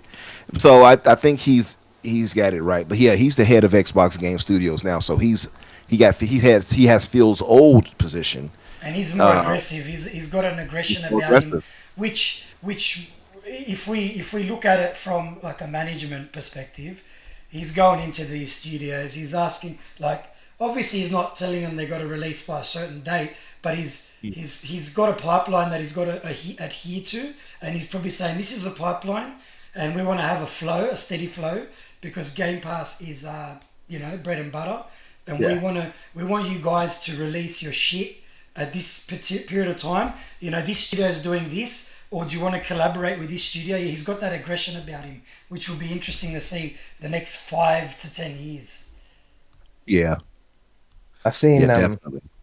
I seen people on Twitter because you know how we were talking about how Matt Booty his division is what looking after the games and studios and stuff. Hmm. We have some people commenting on Sarah Bond's tweets saying please bring out more games. In my head, I'm like, brother, you're hitting up the wrong department. You're hitting up the wrong department. Yeah. She'll look at it. She'll be like, not today. More She like, games. Damn. yeah. Damn. She look. What's the one they always say? She looks at them like, ugh, what's that, brother? Brother, ugh. She passes it off. Oh, that's Uh, funny. My wife always brings that up. Every single time she sees something going wrong, she's like, "Ew, brother." What's that's that? good. What's What's that? Oh, That's good. that's funny. But yeah, now going back to just the last topic before we move on to the next topic.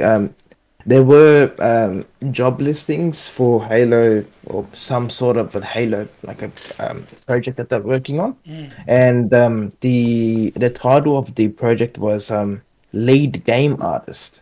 Or was a Oh. lead artist? Yeah, and it says needs to have knowledge on anything that's based on the on what Halo, the whole Halo series is, or the engine that they use for Halo. So there was actually a job listing about maybe 2 to 3 weeks ago, They're working. They're definitely working. on Oh something. yeah. Yeah, Yeah. Oh yeah. Lead artist for it. Um, hmm. I've seen the thing about them too is it was a big snafu with them, and I guess controversy slightly because a lot of the talent they had they didn't retain because Yeah. Microsoft has this policy on getting contractors. It's dumb, and it's their way to kind of avoid certain things. I get it, money wise, I guess. They don't have to if they let them go within a certain time frame. I think they don't have to pay like insurance or certain things of that nature. Yeah. Uh, but it's also been detrimental, and I look at it like this is your flagship IP, and sometimes it feels like it doesn't get the proper love it deserves. And by that I mean getting those devs who can stay on long term to give us what we want. And they've dwindled that I think in some aspects overall over the years, and it's unfortunate because I mean we could have had the Halo release properly well years ago, and like I said, it's just a lot of management issues too. So Yeah. that takes me back to the thought of, okay, well, did anybody actually look at these builds? Like when they showcased it, remember we got Craig out of it. It was like, Yeah. it was like, how did we see that? You all didn't see that. You know what I mean?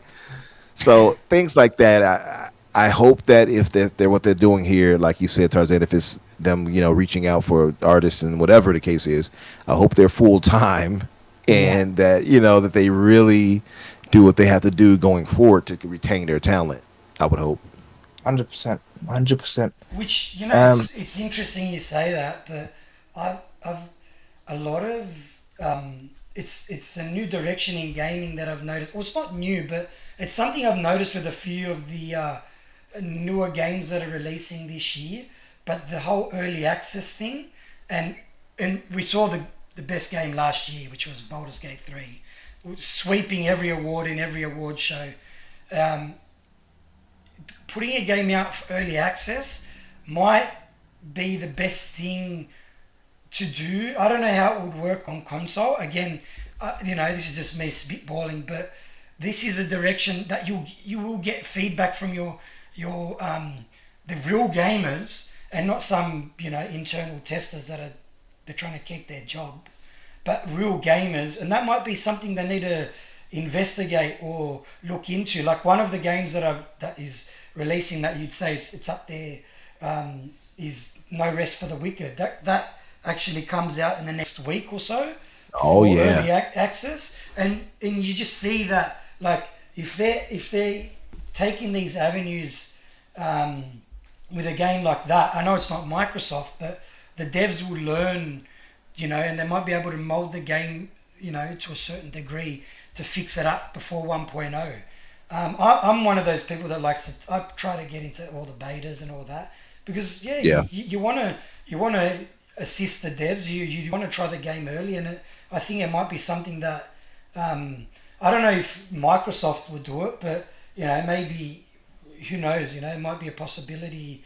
Maybe if it's like a multiplayer game, like the next Halo, maybe they get the multiplayer portion out so they can see people's reactions to how the game runs and how it looks, etc. And yeah, hopefully that's something they can look at moving forward. I did actually play the Halo Infinite beta, and fuck, it was good too, man. yeah, yeah. I thought it was too. Yeah, It was just, the beauty of Halo is that sandbox, right? So I played with Riskit and all and I think at the time Doom Cutie, she was pissed off at us because we were like murdering each other. So it was us three and our buddy named Blood Wolf, and he's like literally to his credit of his name, Wolf. He's a lone wolf, so he'll run off. But you're tethered to a certain point, yeah, so it's if you die over here, you can't be revived and such. So it's like it's weird. And the beta had it where there were clearly, obviously, technical issues. Like you could get stuck in a car, for instance, things of that nature. The warthog, yeah, but it was so funny because all we could do, me and Riskit in particular, was murder each other and her left and right. She was like, she was at a point. She was like, boys, boys, and we were just shooting her with the what they call it, the the guy, skewer. We yeah. would skewer her to the wall. Mm, I missed us like killing each other. We were throwing sticky grenades on each other, just murdering each other left and right. We could barely get through a mission without turning against each other. So stuff like that is what I love about Halo. Is just the open sandbox style, yeah. and even beyond that, like adding that grapple hook, man, that was the Oh, smartest thing they could have done. It elevated that gameplay so much oh in that yeah. open world design, and I really hope they don't abandon that and just go all out Mm, going forward. Give us a real big, solid playground. Just give us different biomes this time. Things that were cut yeah. out because they didn't have the proper, management behind them. Like, and Yeah. it's crazy because they had those in the files. They had it there. Like people dug into it and data mined it, and those files were there for different biomes, and Oh, they had it. It was just that poor management. But anyway, no, yeah. I love the whole open sandbox style of Halo Infinite for sure. Yeah, it's a The nice formula. the amount of Hmm. times that grapple saved me from dying, it's like that. Oh man, they I give props to whoever gave that idea. That let's add Yeah. a grapple. You saved my life like almost a billion times in the game. Bro, Yeah. what do you mean? I was using it as a weapon of destruction, mass destruction, bro. I see an enemy 300 meters away and grab Zooms to onto them. him, yeah, and then do the punch mechanic. Yeah. Oh, I Fuck, it was love it. so good, bro. I was like, You upgrade it to the highest level and you hit it with electricity smash. yeah, yeah, Oh, I love it. D- yeah, Doing scorpions, come over here, but yeah. instead you're saying, I'm coming over there. Right. You know what was cool though? Like if you did that to certain enemies, like if you did that against the bosses, which by the way, I really hope they go all out for that too going forward and give us more boss fights and stuff like that Yeah, and yeah. legitimate ones. That was one of the smartest decisions they could have made is give us like high value targets and stuff that and real bosses, right? Because some of these brutes that you had to fight in here were tough. If Oh, you put it bro. in legendary, they'll give you some trouble. And I played it solo on my own. I never played it all the way through co-op, so I played it solo on legendary. And Damn. a lot of those brutes and the hunters, the elite hunters, the red ones, they would give you trouble. Yeah. And man, I tried to grapple shot into one of the brute leaders, chieftains, whatever, and he must have hit me with that hammer so hard. Oh, no way. You got flung across the map. All you heard was boom, and he laughed. I was like, oh, he laughed at me as he murdered me. I was like, this is hilarious. Yeah, I loved it, man. It's some things they did absolutely right in that game. Some things they missed up, but I really hope they expand on what they got right. You know what I mean, going forward. The So, AI isn't that bad either. I hmm mean, I mean, the lower tiers of like, easy and all that, it's obviously they just stand there and let you shoot them. But yeah, as you go up into like legendary, there's an actual increase in the AI intelligence, which is you don't get that in many games. Usually they just stand there and they just the way they combat that is like making them a bullet sponge or something. Whereas in Halo, yeah, the movement is important. Your movement is important. And yeah, how you take on these scenarios was actually mattered. Whereas, no offense to other games, because it'd be boring if you got AI that is smart, because it would be hard too, and you wouldn't have a good time. You'd be getting sick of the game because you're dying too much. But yeah, they got a good balance there. I noticed with I was Infinite. like, I had the last comment that I could do on Halo was I saw this video on YouTube where this guy he completely unlocked the whole new way of traveling. So you know how you can travel with those gliders, you can travel on the Warthog, you can do fast traveling and everything like that. So fast travel. So this brother, he got into his Warthog and he lined it up really well, and he had like this hammer.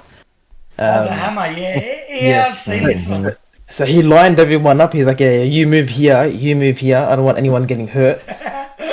He smacked the ground.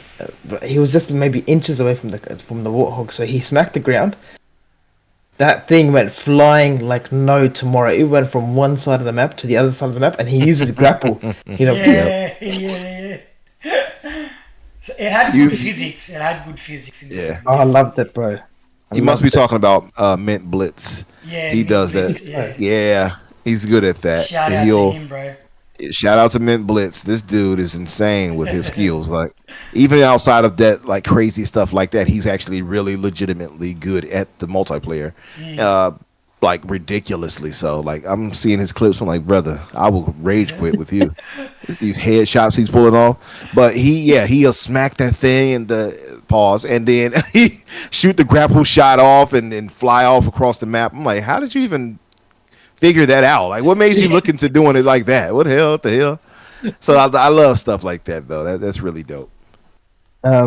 But anyways, moving on, we've got talking about um developers and job listings. Santa Monica, they had a job listing put up um for supposedly another game that that's in the makes, and their description says must be knowledgeable with the combat system or combat style of God of War 1 and 2. The the, So the modern God of, like the new Ragnarok and one, like that. Yeah, Ragnarok, and yeah, yeah. yeah. So that could be, a lot of people are hinting in the comments saying that that could be like a little thing regarding maybe God of War 3. Mm. God of War Egypt or something. Yeah. How interesting No is that? spoilers, no spoilers. No, Yeah. It's we don't. No, I didn't play I started it, but that DLC for Ragnarok because I literally just finished Ragnarok, and then was the Game Awards the week later, and we yeah. watched the Game Awards together, and I was like, Yeah. "Fuck yeah, DLC already!" But I played that much God of War. I gotta have a break, yeah. Yeah, no, I felt I needed a break from it too. Plus, I mean, it's only like a little roguelike type Yeah, thing, so it wasn't necessary to play yeah, like yeah. story wise. So it was like, yeah, I guess I'll come back to it one day in the future, but not in a rush just yet. But yeah, Yeah, potentially they're saying that the setting is actually in two or three different settings. Oh, really? But yeah, so there's a rumor saying that it could be based in the Egyptian Yeah. pantheon, so the Egyptian the style of things. That's got to be really interesting, or it could be a standalone Atreus game. Ah, yeah, I heard that rumor too. Yeah, Yeah, that's I'm yeah, I so heard about excited, that. eh?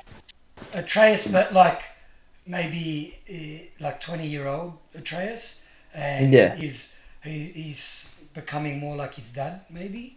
Because like not that I hated his segments, are actually better than people made him out to be, but he's like more on the weaker side, with more like obviously magic and stuff. I look, I think um, they might continue the Norse story, but yeah, but it's like because he's now the god of, well, spoilers. He's now the god of war in Norse mythology. So yeah, I could see them like maybe it's now his task that defending the realms from another god or something. Maybe a god from another thing comes through. Who knows?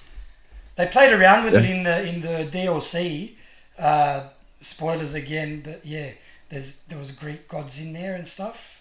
Hmm. yeah. So maybe they could do something like that as well. Fun to speculate. You've got Yeah, absolutely. I like when yeah, he's come a long way, Atreus, from the with the watch your tone boy to Yeah, this. So he put it off really it's well. yeah, yeah, thank you. So it's pretty cool though.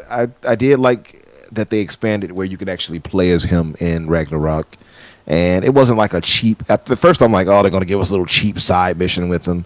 I'm like, oh, they kind of fleshed him out as far as like what he could do, and they have a lot of ways they can go with that. And if they do indeed try to make him like the lead character or something, if that happens at some point, they have a ways they can go with it. I know some people didn't care for him. I think some people don't care for for any little like sassy kids in the game. They kind of get like, I don't like this kid. yeah. But I didn't think he was that bad.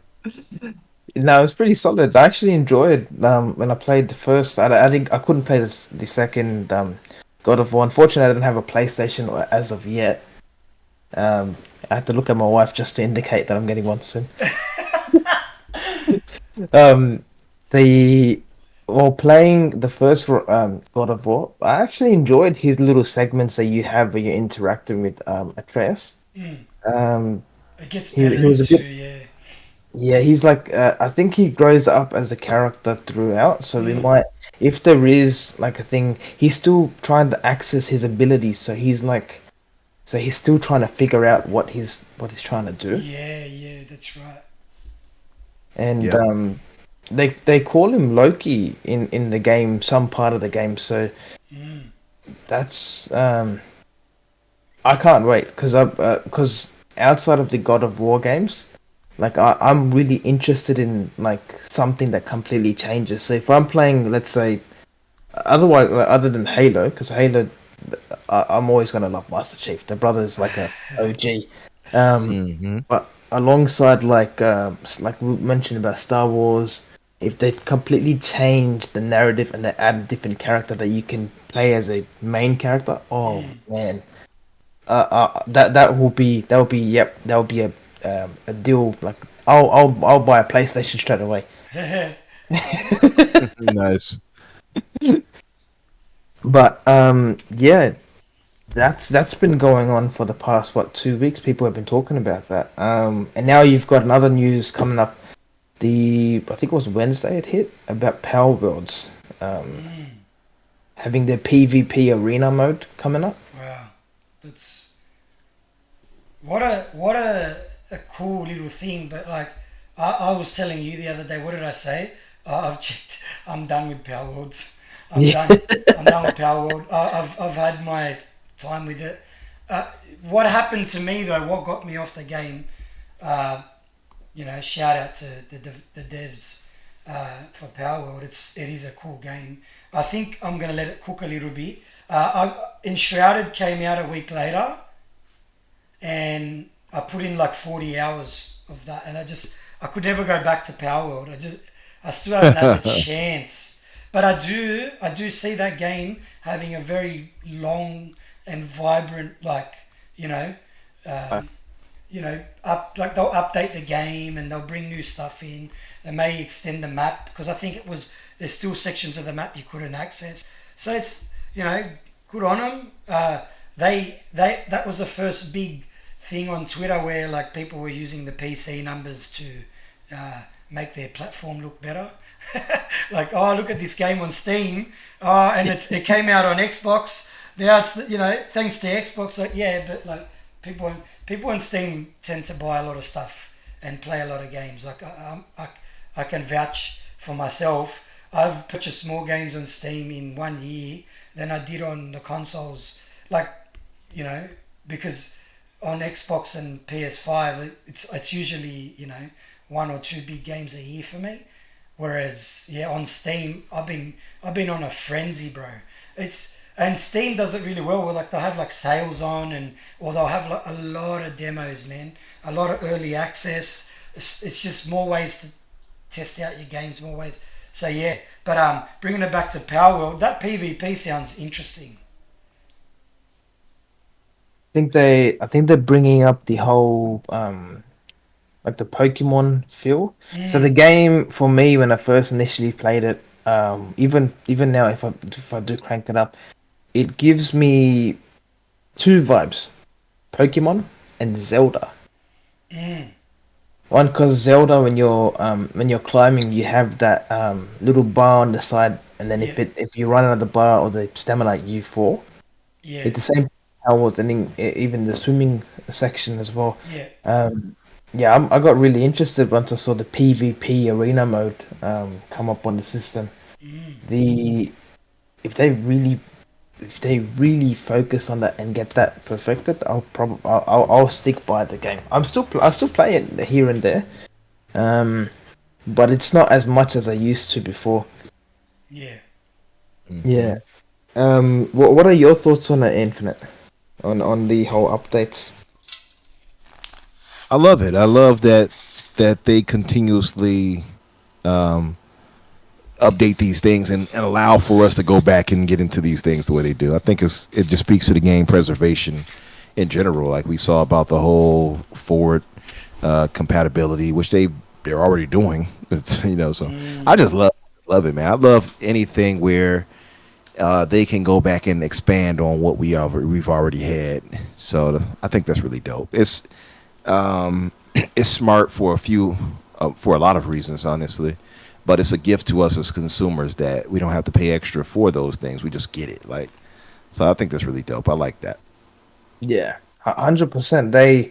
They're probably one of those developers that honestly, when I first saw the game, I was like, yeah, I got really interested and all of a sudden when they dropped, I didn't know that they were going to hit that big. Um, Yeah. in It was I think they have a record of the most played game on Steam, I think, was it? Concurrent players. I think it was the Yeah, yeah. concurrent players at once. Yeah, it Which was like a four massive. That's million or something like massive, that. man. Yeah. Big, bro. It's dope. And, it's funny because I didn't think I would get into those types of games like that either. And I got to the point where it was so dumb. I was playing on my Rock Ally, right? And so it does this weird thing that if you save on one and you try to load in on another, it'll Oh be like, yeah, hey, Yeah. do you want to load this? Blah blah blah. And so I yeah. did that by mistake on my Rock Ally, Oh, and yeah, and it didn't sync the cloud properly, and it made me lose all the progress and work I had done to an yeah. earlier save or whatever. And I was like, I'm not playing this over to get to that. I'm Oh done. yeah. That's what stopped me. And I have one achievement left, and that's to get the I think 95 Pokemon or pals in this case. That's the only one that I had left, and that stopped me. I'm like, nope. And like you, I my buddy kept convincing me, go get in Shrouded. It's much better. It's much better than Pal World.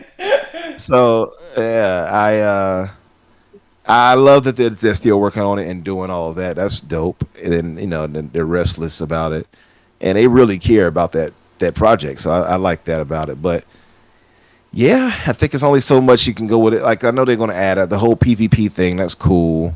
I don't really care for PvP in a lot of games too much like that. I mean, obviously multiplayer as far as Halo and stuff, yeah. But like these type of games, I don't really feel that way. But I'm excited to see that they're adding more.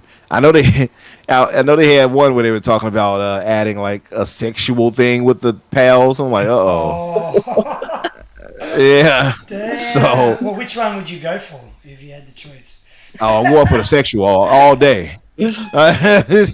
Now, what's that number 69, pal? That it's her number is 69. No joke. Yeah. What's I her know name? which Let me one you're look it talking up. about. Yeah, she has a heart shape Yeah, yeah, little yeah, design, yeah. literally right there on the vulva. A I'm like, come floating on, one, y'all. yeah. Yeah. Yeah, and apparently, like, you got to read the synopsis for her too. Oh no, get it up. Tell us, bro. Let me see. I want to find it. That's Let me classic. see. I know she had the love heart and yeah, yeah. Yeah, She yeah. was floating Her name is around. Lavender. No, Lavender. yeah. Yeah. Game over. That's the one, yeah. Game over. Let me, this is her description. Love Vander is the 69th entry in the Power World deck with a highly suggestive character description. It only comes out at night to seek love and shows interest in humans. Oh, Oh, yeah. So she comes out at night. The freaks come out at night, as they would say. And she will, the way she runs at you. I don't know if you've seen it, I'm sure. oh The way yeah. she runs with her hands out, like, yeah, I'm gonna get you. Come here, buddy. So yeah, so she is out there freaking other like pals and humans. She's out there she's the sexy red of Pal World. Oh yeah. she's the she's the Cardi B and Megan Thee Stallion of Pal World out there just freaking people. That's So honestly, I didn't expect that from that game, but yeah, me either. it's not a children's game, that's for sure. Not Oh, that's too funny, bro. not at all. One of my favorites in the game was Depresso. Depresso, yeah. I love Depresso. I was like, poor Depresso. He looked so upset. And my buddy had him, and he had the worst version of him I had seen. Like No. Depresso typically looks mad, right? Why did his Depresso look heartbroken? Like his whole What his happened whole to him? expression. That's what Yeah. I said. Like, what did you do to this thing? And I guess I loaded into his world. His Depresso was tilling away with the little pickaxe and stuff, and Slave and labor. Slave labor. slave labor, and he looked so sad. I felt so bad for him, and he's like, "Oh, I don't care. He needs to work harder." I'm like, what type of slave driver are you?" Then he eventually throws him off a cliff. I'm like, "Oh, poor Depresso." Oh man, that honestly, that look, yeah. When you start talking about the game, some of the mechanics for a survival game are actually like very well thought out, very high. Like having your pals do the mundane tasks, so you Yeah. can build away and all that. Very well thought out. It's super good. Yep. Um, yeah, but yeah, and it's got the funny side of that where they can get upset or sad or whatever. Like it's like a mini management game. Like how well can you be a manager? We talk about management of game studios. Like how well can Yeah. you manage your pals? All of mine were depressed too. Don't worry. Tell your friend he's all good. Bro. He only had one depressed pal. I was like work them to the bone. They only had one place where they all had to share the food. It was pretty, and they all slept outside. That was the other one. No sleeping That's inside my room. that's setting up a whole arc story for your Power Worlds, man. Your powers are going to be villains in the next coming days. Yeah. Yeah, Power Worlds that really cranked me up. Honestly, I've never played a game like that before. That I was pulling my hair out like almost half the time because And my for powers were like. when does it drop? Sorry, out of curiosity, the update.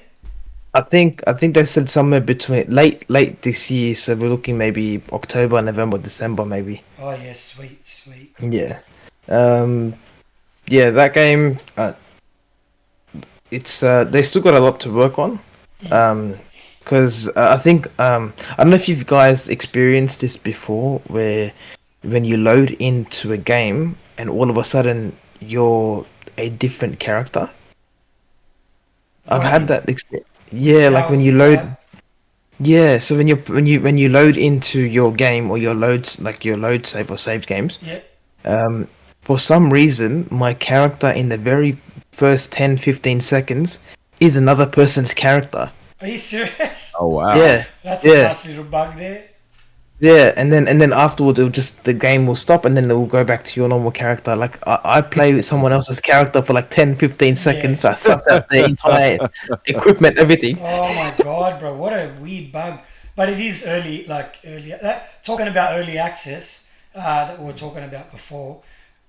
Xbox's game preview program, it's very light in that department, and I kind of like you got x86 architecture. If they just went, if someone was dedicated, like I don't put in a lot of time, but if someone was dedicated to looking at the early access titles coming to Steam and brought them across to the game preview program on Xbox, there's so much cool games out there, and like I'm willing to put up with those types of bugs like to test it out. And like, Yeah. well, there you go. You know, you just said that's a crazy bug, bro. Imagine you come into someone's world and it's like they've got a mega mansion, and all of a sudden you're cutting down the building. You destroy the building for them, and then you leave. I got so like when you're playing the first 15 seconds. Honestly, I was like, when did I start doing this stuff? When do I have a mansion? And then all of a sudden, when you go back to your own character, you're like, oh fuck. But back to the tent. I go, I'm poor again. I've had it where like I'll load in and then not all the assets are there or the characters and pals, or I'll be hit with a T-pose like the yeah, arms good. arms to the side. Yeah. Other than that, nothing else that crazy, but that's funny though. Oh man, and the final topic that we have for the day is probably the most Exciting. ambitious topic for this entire day. Oh, for this week was the Fallout series and how the game like player count boosted from what it was now, or from before, and like where it is now, it's actually increased a lot. Yeah, bro. Yeah. What's your without spoilers? What's your like both of yours like? What's your thoughts on this series so far? Man, Uh, I'll I was let going to say, you want Umbra. me to? Yeah, I Umbra. want I'll you let want to you go go for. first? No, no, because I've only watched an episode and a half, so Okay. I'm a bit behind. Yeah. Okay. Well, I'm going to try to do this without spoiling anything because we had a spoiler discussion on my podcast, The Fix, about it. Oh, I had to Um, stop watching. I had to stop. yeah, oh man, yeah. I don't want to spoil anything for anybody. I hate doing that. But I will say this: I've watched the whole 8 episodes. I know some people are like, don't put them all out there," because there are some. To be fair, there are some a-holes out there who will spoil things for people, right? And that's unfortunate. I will be more respectful. I'm going to do 2 episodes going forward each week that we'll cover in a spoiler discussion, and I'm going to give a Nice. fair warning to people, like, hey. This was a spoiler discussion of that episode, of those Yeah. episodes. So tune out, whatever. But I am this close to saying it's a masterpiece. Like, Oh I wow. watched all 8. Very compact as far as the season goes. But I thought the pacing was solid overall. There was no wasted moments. I thought in this whole thing, like, they did anything that I guess that was considered slow would only be for them developing characters and giving us understanding of context of who they are. The world was fully realized much better than I thought it would have been. If you played those games and you play this and you watch this, rather, you'll be like, wow, they really captured the essence of what Fallout is. You start in the vault, of course, when we're introduced to Lucy, played by Ella Purnell. And by the way, I had came to find out, I looked into it, and was like, oh wow, she voiced Jinx in the Arcane Legends of whatever Oh League of yeah. Legends. Yeah, she voiced Jinx in that. I didn't know No Oh that. way. wow. See, Yeah, yeah. Is that and through she Amazon Prime when it comes up with their IMDb? yeah, like it'll show the Yeah, X-ray. yeah. That's so Yeah, good, eh? That's such a cool little feature. I actually do like that. That's pretty cool. I looked her up on Google to find that part though, but the X-ray thing is pretty cool because you get to, like, oh, who is this in the scene? Oh, I've seen this person before. Who is that? And you pull up the X-ray. That is pretty cool. I do like that. But it's so well done, man. There's so many Easter eggs in the thing that shows, like, the love that they have for this property. Whomever it was behind, I know they consulted with Todd Howard and team. I don't know Yeah. who got them right, but they did a lot right. Like, more than anybody could say they did wrong. They did a lot right, and I think it starts from not only the casting, because again, Ella Purnell, Walton Goggins, great actor. They had what's his name, Michael Emerson. They had Aaron Clifton, who plays Maximus. You had what's his name, Cal McLaughlin of Twin Peaks fame and stuff like that, who Yeah, plays in there as her father. So much is right with the casting, the acting, the special effects are great, like legitimately great. Like, it put Halos to shame and others. Like, and it's a deeper discussion to be had on that too for me, because I felt the way, like, why couldn't Halo get all of this to make it look like? But then it's Halo is a tougher property to translate too. To be fair, because it's a lot. It's going to take a ton of CGI for Halo. yeah, But to be fair to it. But I thought, like I said, you come into this vault in Vault 33, and you start seeing, like, Easter eggs or things of that world that we've played and seen, like the Nuka Cola machines and the vault, the Pip Boy Yeah. machine on yeah, their arm. Like, all those things are so dope. You see the Grognak, the Barbarian show, which is off the comics you would pick up in the games for skill points. Like, stuff like that. It's like, okay, that's dope. And then what else did you find? Yeah, I mean, and then it introduces you, like I said, to Walton Goggins. You see him as this has been, if you will, of a Hollywood guy, and I I love how they show, like, they play music and what Jonathan Nolan and Lisa Joy do well is they do a good job of showing you how a bad guy, why he's that way, for instance, right?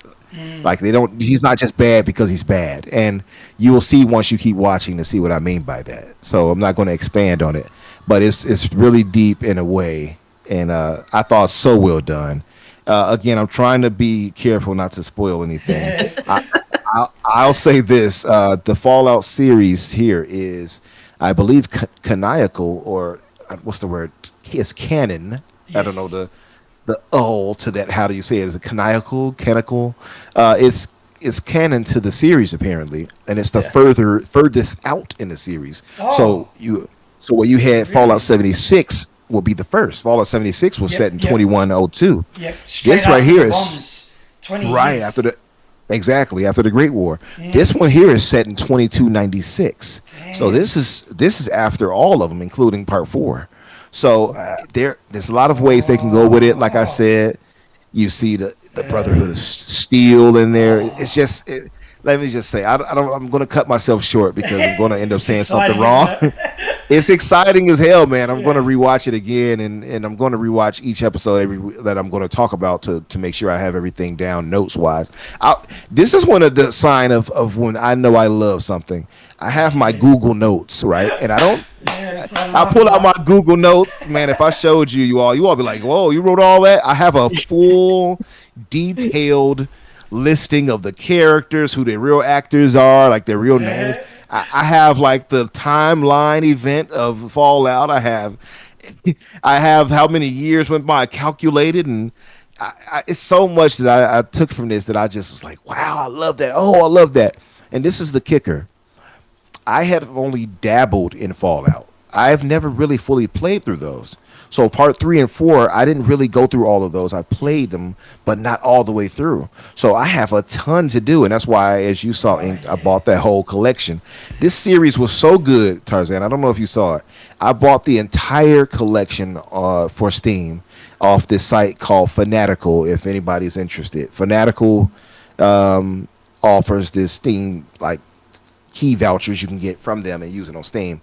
And it's $24.99 here in America for the entire collection, and that includes part 1, 2 Tactics, 3 Game of the Year Edition, 4 Game of the Year Edition, New Vegas Ultimate Edition, Wow. and Fallout 76, and it's DLC. So it has all of that, $25, and you get a free game, like a free mystery game, from this site. So Wow. it's well worth it. It opened my eyes, to going beyond just console gaming.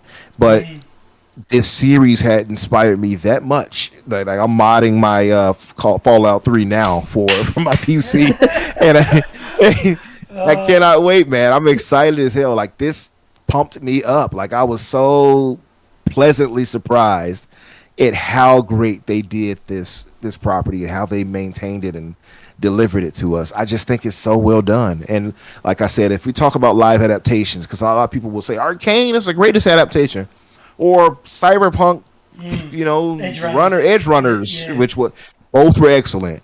But if we're talking about live adaptations, you have stuff like Halo, you have Twisted Metal, you have obviously The Last of Us. The Last of Us possibly being the top of the top, right? Yeah. I think this supplants that. I think this surpasses it, and to me, it's better. Like I think I gave the overall for The Last of Us a 9 out of 10. To me, Yeah. this would be a 9.5, if not like a 9.7 or something like that, or 8. Like it's that close to being a masterpiece to me. I don't know if it's going to register like that for everybody, but for me, it's not recency bias when I say I thought that this is the best live action adaptation of any video game to date. To me, Yeah, 100%. and I'm interested in seeing when you guys watch it more and see what you come to once you get to it. Yeah, in my opinion, definitely one of the, or if not the best live adaptation from a video game to on screen is definitely Fallout. My wife wasn't a big fan of the whole series initially until she watched the show. Like we're so far, I think we're 5 episodes in, so I'm not gonna mention anything about it because Ink is, I think, is still on the first or second episode at the moment. Row your boat gently down the stream. I got two kids, bro. They don't let me watch TV, bro. So I'm trying to find the time. But yeah, sorry.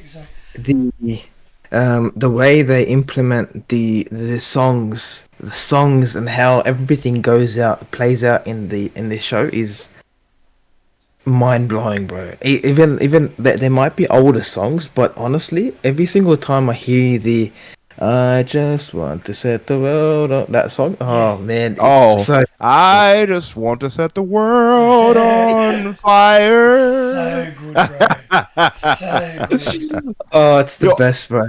it is. There is one Easter egg I thought I caught. Now, you guys have seen all of episode 1, right? Yes, Yeah. yes. Okay. So there is one Easter egg. I think I am the only one, and I feel Oh, very special here. I think I am oh, the only one who caught this. I don't know if it's legit, but I feel it is, and to me it makes the most perfect sense. If you all remember, there was obviously the hot and steamy scene in episode yeah, 1, yeah. and Lucy and during that moment they played "Keep That Coffee Hot" by Scatman Crothers. Oh, What? keep that coffee hot. I know where I you're want going with you. this. You know what I'm talking about, right? Yeah, yeah. So I said to myself, I said, how interesting for them to play Hot Coffee. If you guys remember, Yes. Hot Coffee was Yeah. the scandal in the Grand Theft Auto San Yeah, Andreas. yeah. I That's said, I what? like this. Gotta be a tie-in to that sex thing that happened with the San Andreas. Hot Oh, Coffee, like how it's on the poetically nose. coincidental, right? Yeah, it's on the nose. That's It's what on I the said. nose, man. Man, Yeah. that's I never heard anyone speak about it. I mean, I had to turn off Fallout yesterday from my Yeah. Twitter feed because I was like, I haven't watched it yet, and I'm starting to get anxious now. Like, I'm like telling my missus, like, all right, let's just. Who cares if the kids go crazy? Put the iPad in front of them or something because I need to start this show. Bro, it's not a friendly show for kids. I tell you that. We've got to clip Umbra's the thought there. We've got to clip that. That's awesome. I can't believe you picked that up, eh? Yeah. I feel unique. Now, if they come out later like, yes, that is what it was, I'm gonna be like, I'm gonna have my hands on my hips like I'm a superhero. Like, yes, I knew it all along. Yeah, I'm an insider of it. Right. Now, as the show, from what I understood, it's got the production. It's for me, it's just the production level. Like from the first episode, unless it was to lose its production value, if it keeps that standard all the way through, there's a reason that it's being loved so much. Like when I heard Nolan was behind it, of Westworld fame, I don't know if you guys have seen it. I love That Westworld. wow, that first season of Westworld, it Phenomenal. it was yeah. It was still good moving on, but obviously once they left Westworld, it was a bit different for me. But not saying I didn't enjoy it, but yeah, this first season, like when you see someone like that behind it, the confidence level is high. Just from the visual, like she smashes a bottle. Like spoilers for someone that hasn't seen it. She Man. smashes a bottle and cuts his face, and just the quality of the cuts, how well The it's done. violence. Yeah, the Yeah. violence, The gore the and the gore, yeah. yeah, and the scenes, the way the cinematography, the way they're played out. Loved it. Yeah, it's all meshing together with what is ultimately the most important thing, a story that captivates you from the very first moment. That's what I noticed. I was captivated. I saw the brother from. I didn't get his name because the kids were screaming, but the brother that they show that's from the Brotherhood of Steel, and that side of Maximus. things, Maximus. That's right. I caught the name, but I didn't know what it was about. But yeah, just top tier television. Now, what they do with like another season, and obviously I need to see it through, is one thing. But how it translates to people coming to the Fallout series from a gameplay thing as well is important. And they capitalized announcing the update for Fallout 4. I thought was a brilliant little thing. Kind of wish it was ready for when the show was out, but obviously it's neither here nor there. That's not a big deal because some people won't be able to watch all the show straight away anyway. And there's going to be a window of period now, probably 1 or 2 weeks, where people start to finish that, and then all of a sudden there's going to be a next gen update for Fallout 4, bringing that game up to modern standards. I think now Bethesda might be, if they're going to release a season 2, what do they do? Like, where does it translate? Do they talk about Fallout 5? I know the next game for Bethesda Studios is Elder Scrolls Right. 6, but what do you boys think they'll do? Do you think they can release a side game like New Vegas? Is there a possibility that we see something in the next 5 years? What do you guys think? Because this is a time period now in the next couple of years where they could capitalize again. That's You want to go first, probably- Tarzan? I was gonna say that's probably something that you might be the best to talk about, Infinite, because you definitely know a lot of stuff about this about games in general. So you can give it a shot first, and I might be able to put my input in afterwards if you like. Yeah. So for me, the thing about it is it's tough because, and we've had this discussion. We were talking about this on Boom's podcast, and I said, how do they handle this? Because none of us quite know how they can handle this because these games that Bethesda makes, these games are going to take 6 to 8 years to make, right? But the Elder Scrolls, that's not going to come out anytime soon. I have to tell people, like, they were like, no, it'll be out. Like, no, that game is not hitting at least until 2028, in my opinion. Yeah. I just don't see it happen. It'll be next gen for sure. Might be the launch. Maybe it's a launch title. If they can imagine how crazy that would be. A launch Elder Scrolls as a launch title. Oh, Right. especially if you keep it exclusive to just Xbox and PC, right? Yeah. But that'll be massive. So that won't happen until like 2028, if not later, in my opinion. You look at something like Starfield, is obviously needed more time, and they got it. And luckily, we got a solid game with Starfield. Now, you could probably argue they needed more time to do this. You could probably argue that, but I'm grateful that Microsoft gave them more time because we got a better product at the end of the day, and that took a while. Imagine now trying to do that with Elder Scrolls, and then that's 2028, which is 4 years from now, versus a Fallout game.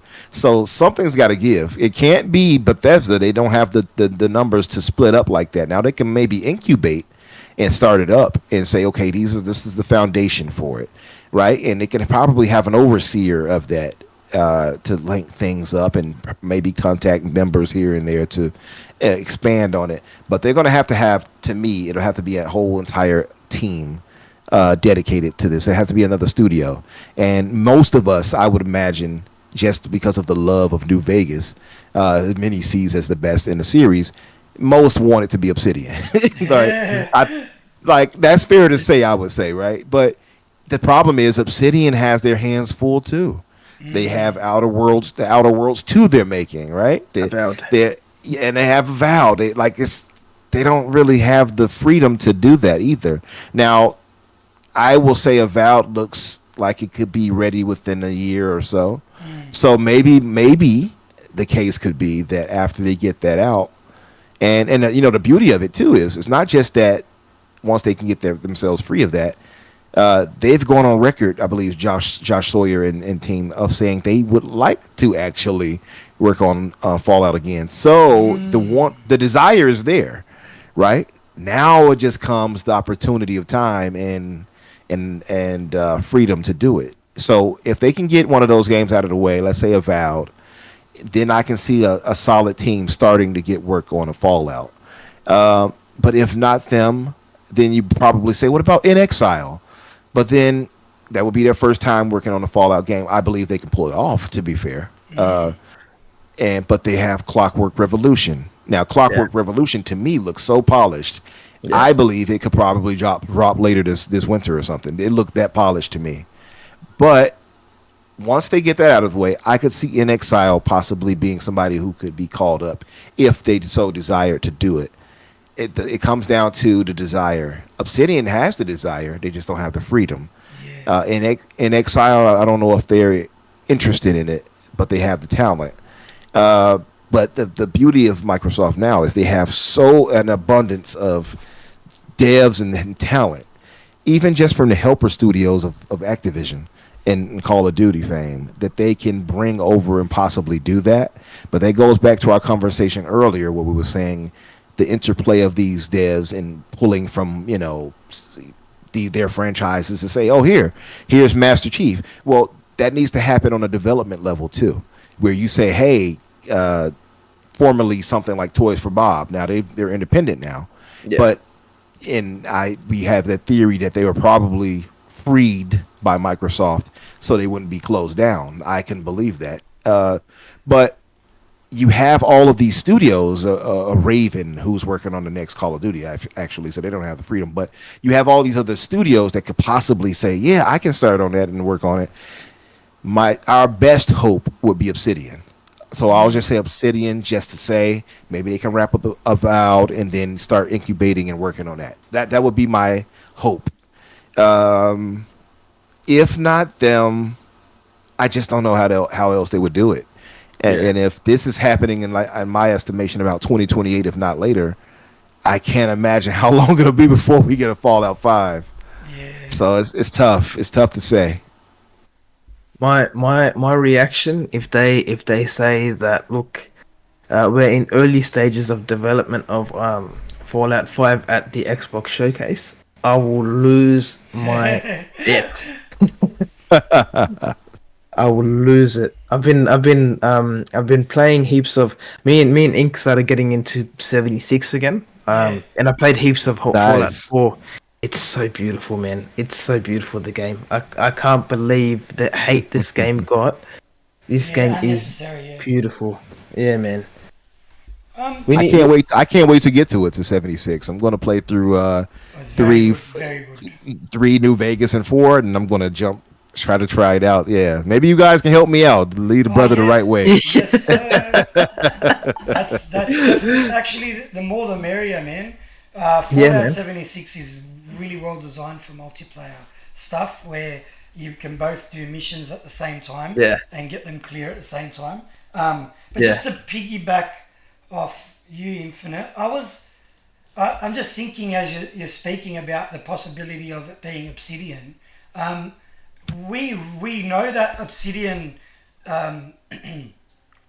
they announced Outer Worlds 2 back in 2021. Is that closer than we think? And uh, just out of curiosity, like, are we looking at, like, Obsidian releasing this year? They're going to release Avowed, and then next year the Outer Worlds 2, and then they can start work on Fallout 5 or Fallout whatever. Who knows? Like, it's cool to speculate. Um, there aren't many other studios you'd probably see wanting to do that because it's such a, it's an important piece of, like, gaming history. You wouldn't want to just, like, pick up a game and then stuff it up because everyone will be on top of you like a, you know what I Yeah. mean? Like, you'll get Like a smashed. vulture. Yeah, like a vulture. So you can't really have many other studios doing it. The only the only place I would speculate in regards to time frames for games releasing and which might bring forward a Fallout 5 from Bethesda Studios is the reason I think Starfield took so long was the engine stuff. So they brought the engine forward, like they made it basically Creation Engine 2. Then they made Starfield. Now that they've got a better understanding of Starfield, does the next Elder Scrolls get developed quicker? Now 2028 is probably a realistic time frame. my my window was, I think, I was thinking maybe 2026 for an Elder Scrolls, just because they may have their, you know, their, because they were saying they're playing the game now already.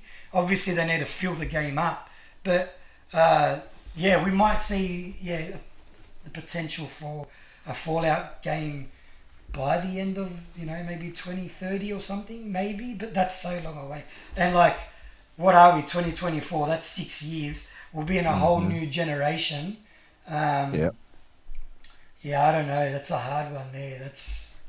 it's tough. It's And the tough. reason, Yeah. and the reason I say 2028 is because game development for these AAA's, man, they're Yeah, 4, 5, and 6 years now. Yeah. yeah, They only really started really after the launch of Starfield. They only really started on Elder Scrolls. I'm sure they've been incubating it. Don't get me wrong, and working yeah. on some things, but it's full production is really just hasn't started until now. So that's I would say that's 4 to 6 years worth of development time, Easy. personally. Yeah. Yeah. It's funny. I forgot to mention, and this probably counts as my own point. They said a number of employees were still working on the DLC for Starfield, and I think it was like 250. Yeah. So there's still a large segment of the team working on Starfield. So yeah, you're probably correct in your assumption that 2028 at the earliest for sure. Yeah. Yeah. Uh, I That's just, Bethesda, I would like to know how many employees they have. it's got to be more than 1,000 at least. At I'll, least. I'll quickly have a look at that. The yeah, if they have like a potential news on Fallout 5 in the next month or two, um yeah, I'm gonna absolutely lose it no matter what it is, because the game Fallout 4 is a like the whole Fallout series. It's a cult classic. It's definitely something that needs to be done perfectly and with the right people. Oh, Um, here you go. Just a bit of tidbit for you. As of November 2023, Bethesda Game Studios boasts a team of 450 employees. So well, they're Yep. 450 is still good. yeah, so 250 of that still working on Starfield. So yeah, we'd probably err on the side of caution and say yeah, 2028 at the earliest. What Yeah. now that you've got to the topic of Starfield, we could probably use this as a closing off topic. Um, what's the chances of hearing the DLC anytime soon? Shattered space, right? Yeah, I believe we'll hear about it this summer at their event. Personally, yeah, Would it's it the perfect time for it. release Oh date of yeah, September? You reckon? something like or then maybe they might surprise us when surprise drop. It's yeah. ready now, right? Like who knows? Who knows? You never know. I'm excited for it. Again, this is one of those things that's cool now, and I hate to keep going back to this because I know some people are like, "Oh, he's talking about that PC again," but I get to enjoy Starfield on this PC now, so I can't wait to see how it's going to look once I load it up on here and play Oh, bro. Oh, I'm sorry. Ah, it. I'm Umbra, excited, man. Umbra, install it now. You don't have to wait. Don't wait. Just Oh, that's funny. Yeah, leave man. the podcast. Start installing it. It's like it is a lot. Depending on the specs, obviously, but yeah, Yeah. the way stuff it looked like a next gen game already. I was like, oh my god, bro! Like it looks great on Series X, but It does, yeah. yeah. So I know I can imagine how it looks. We know I got like myself. I have a 4080 Super. I know Oh, you have the 4090, right? yeah. So I know my 4080 Super is more than capable because I have the highest end CPU from i9 to the 14900K. Oh yeah, yeah. So I'm not worried about anything stopping it visually and everything and performance wise. I just want to see how good it's going to look on this thing, and Oh, it's cause I have it hooked to the OLED. I'm ready to go, man. yeah, And so yeah. I can't wait to see how Starfield. So I would guess Tarzan, the summer showcase, fan fest, and everything like that this year is where they would say it. Yeah, I expect a lot of good things there, from Gears to that to So yeah, that's what I would say. Hell, we might even see Outer Worlds too there. Speaking Oh, of, bro. we were just mentioning now, they might be there too, maybe. This showcase, the PlayStation one that's coming up, the Xbox and Nintendo one, where it's gonna be an absolute banger of a show. It's gonna be crazy. Yeah. 'Cause I think Jez Corden was saying something like he was trying to hint something out. I'm not too sure if it's cryptic or not, but but he was mentioning something about uh bring out Fallout 5 or something like that. I think he knows something, but I don't know, man. I don't know. I can't wait to see what's going on. They're cooking and they're cooking like it smells real good. Do you know? Can what is it? Can you smell what the Rock is cooking? That's what I think. As soon as I hear the word cooking, I think of early 2000s rock. Yeah, Yeah, early yeah, 2000s. Yeah, yeah, man. No, but I'm excited, man. This is the beauty. This is the beauty of gaming, though. Like to still feel excited like this, even as older men. Like we're yeah. still like, yeah, I can't wait for this. I can't wait to see this.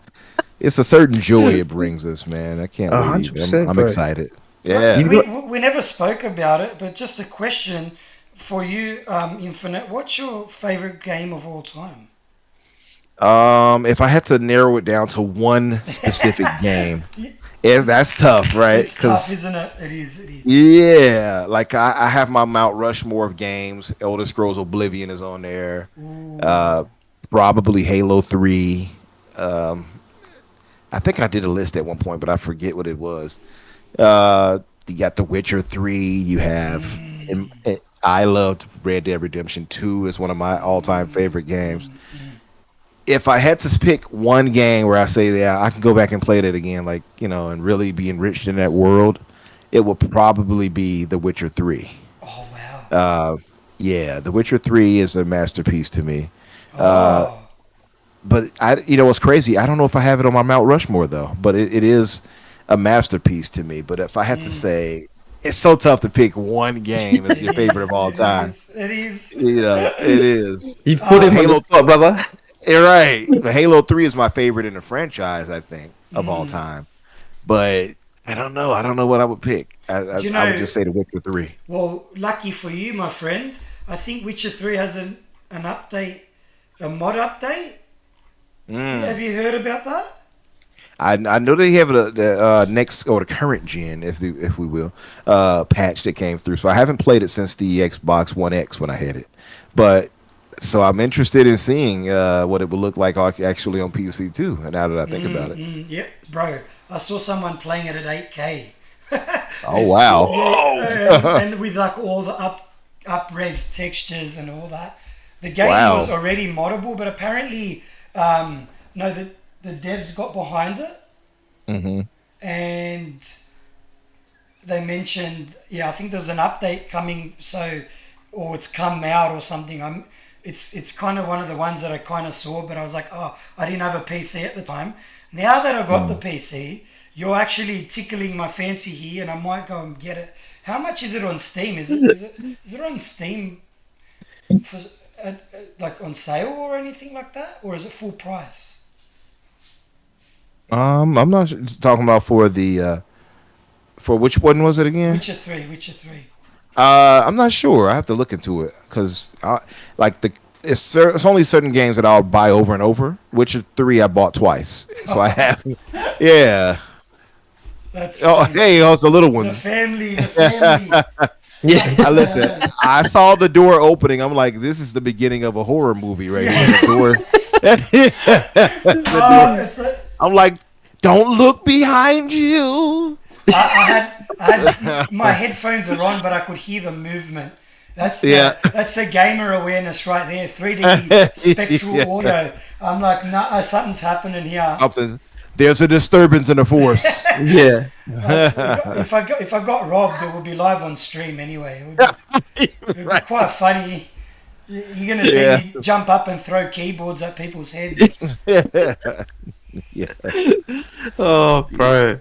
I love that. That's funny, bro. I was gonna warn you in the start that you're gonna have the brother Ink's entire family walk into the room at one point. They can't go a That's He's couple all of hours good. without me, you know. yeah, It's a nice feeling. his son Yeah. is like is a reoccurring guest on the show, so He's like, "Oh, hello, audience. I got my blue bear Yeah, here." yeah. yeah. But yeah, He's looking my over like, "What you talking about?" The look could kill. The look could kill. oh man, Right. he's so adorable, bro. Trust me, like, cause I live right next to Ink, and I see him time to Yeah. time. His son is so adorable, bro. Yeah, he looks like a handsome little kid. Look at him. He's like, I know you better wrap this up, Dad. I need to talk to you. Um, You got to take me to the park. That's the first part of your dad duties today. Is take me to the park, let me run around and jump all over you. That's basically what's going to happen. It's going to be Man. Fallout the TV series for me. yeah, Fallout Sydney. Fallout Sydney. Oh, nice. But anyways, today's episode was an absolute banger, man. You've My favorite so far. God honestly, damn. it's been a great episode, eh? Um, I can't wait to jump in or potentially listen to you guys to your stream when you guys go on next live. On the fix, Just yeah. and specifically listen to that main title song that you Yeah, guys have. yeah. Man, you guys need to have that aired up everywhere because it's an absolute banger. Eh? I was actually jamming to it yesterday. I was like, yo, this goes hard. Yeah, I mean, I need to do some more content and stuff like that.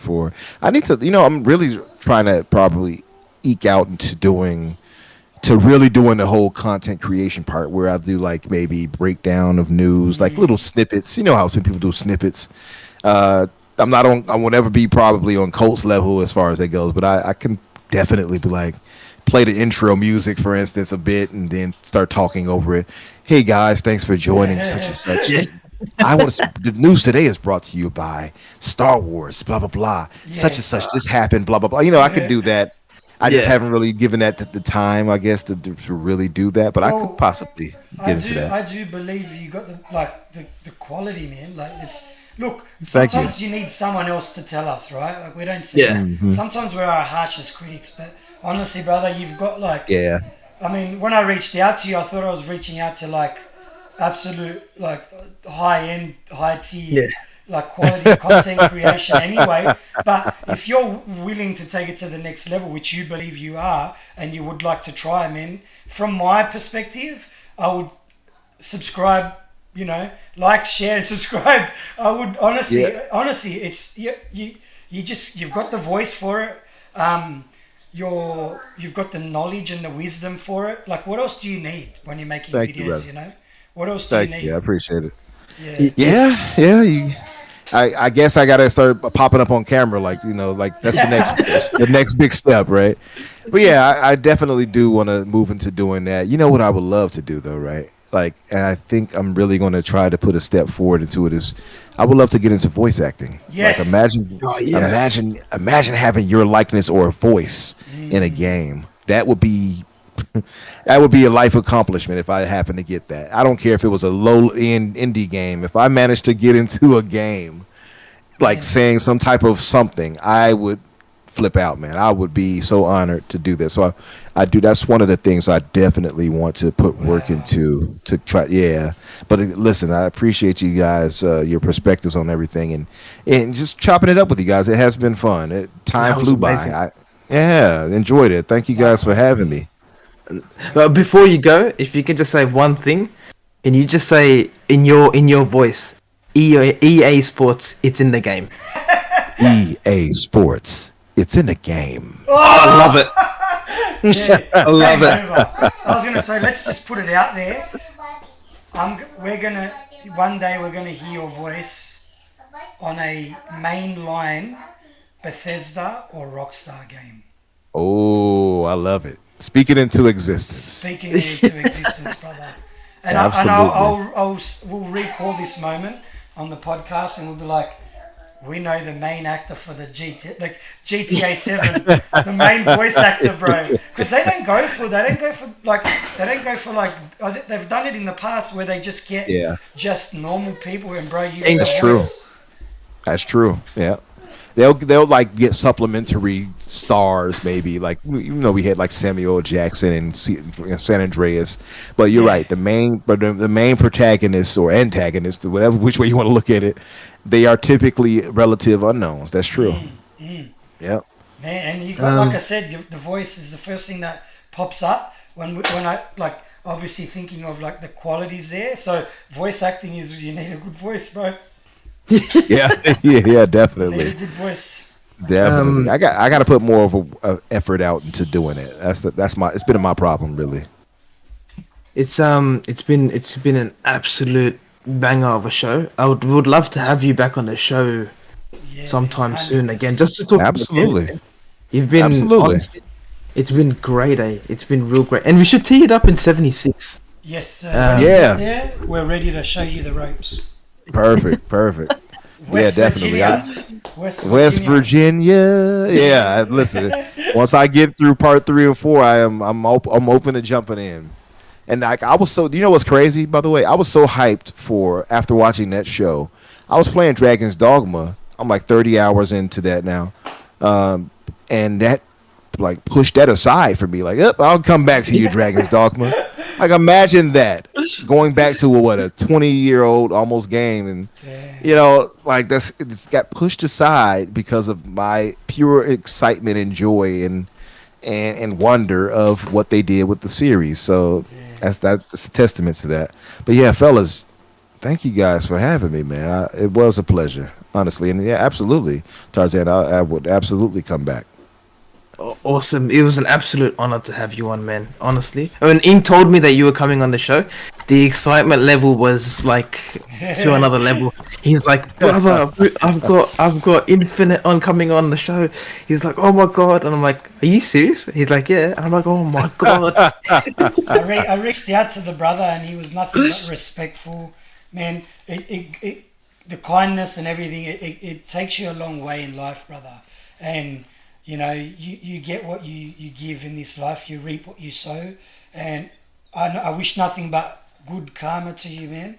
And blessings upon your life, bro. Like, you showed us the respect and the time without even knowing who we are and stuff. And it will take you very far in life, brother. Well, thank you, brother. I really appreciate that. I Thank you, feel man. like um, like we're as it's an old saying somebody told to me, and I thought it was so dope, and I try to live by that mantra. I'm pretty easygoing guy, right? But it said we are ladies and gentlemen serving ladies and gentlemen. Even if I don't know that person might be a jerk, it might be an ass, right? But I'm going to treat them. That's what it's basically saying. I'm going to treat that person and others with the respect I want them to treat me with. And that's the way you have to do it because ultimately you want to get that same energy back. I'm going to give you back the energy you give me. And that be that good or bad. I'm the type of if you give me bad energy, I'm going to give you bad energy. But if you're giving me positive and love, I'm going to come at you with the same respect. And you came to me and you said, "Hey," you reached out respectfully and asked, how cold would that be for me to be like, nah, or ignore you? That's just not who I am ultimately. So I love talking games, and again, with like-minded, good fellas like yourself, absolutely any day. I have no problem jumping in and chopping it up with you guys. So I definitely appreciate those kind words. Right, man, thank you very much. if you guys or viewers afterwards, if you guys haven't already followed the brother Infinite on his channel, even you can search him up on Twitter. You can give him a follow on there as well. Yes, His content is absolute banger. So every single thing that they talk about is just pure enjoyment. So you can sit down, listen to them talk. It's absolutely amazing. So give them a subscribe, follow them on Twitter, and definitely show him the love. yes, sir. Thank you, brother. And I also put the link in the chat too, so if anybody's watching, they can click on that and go to it. Beautiful. But yeah, look me up on YouTube here, on Twitter, of course, Infinite Umbra or Umbra Infinite. You'll find me either way. Tuesdays, Boom's Xbox Factor showcase, Xbox Factor show, and it's myself, Jamie of Twitter fame. I'm not sure, Jamie UK, I think his name is on Yeah, Twitter. Jamie Moran. Yeah, yeah, yeah. Yeah, Yep. Demi Moore, Oh, Yeah, yeah. oh, and great, cool, that cool, that man. that guy has many, many more time subscribers than I got. By the way, I looked at his subscriber. I'm like, brother, how did you get this many? He got 34,000 Wow, subscribers. wow. But you Wow. have so it's gonna be myself now, him, and Crazy Louie for Tuesdays on Xbox Factory at 12 o'clock Eastern. Thursdays is the Fix. That's myself and Daniel J. McGee, and we talk about everything, be it gaming, be it TV shows, be it movies, be it wrestling. We talk about it all if it's interesting and good. So Love yeah, it. this past week we had the wrestling discussion, and that went on for Yeah, so long. yeah. Yeah, it I was was. listening, bro. Don't worry, I was there. I was like, I haven't watched wrestling in that long. I'm back in. I'm Man, the back in. same. I stopped. I like it took me out of it decades ago, a decade plus. I would say decade, Yeah. like probably 15 years, and then seeing a Rock come back and everything, I was Oh like, yeah. let me tune into this. It was so good, man. But yeah, and of course, like I said, the link is there. So yeah, thank you, brothers. I really appreciate it. And anytime you guys, if I'm free and you reach out, if I can make it, I will. Awesome, That awesome, sounds brother. fantastic, brother. Thank you, man. Honestly. Um, anyways, ladies, gentlemen, lads and lads, this is the end of the show. We'll be live next week again, but thank you guys so much for joining in, and I hope you guys have a wonderful day. All night.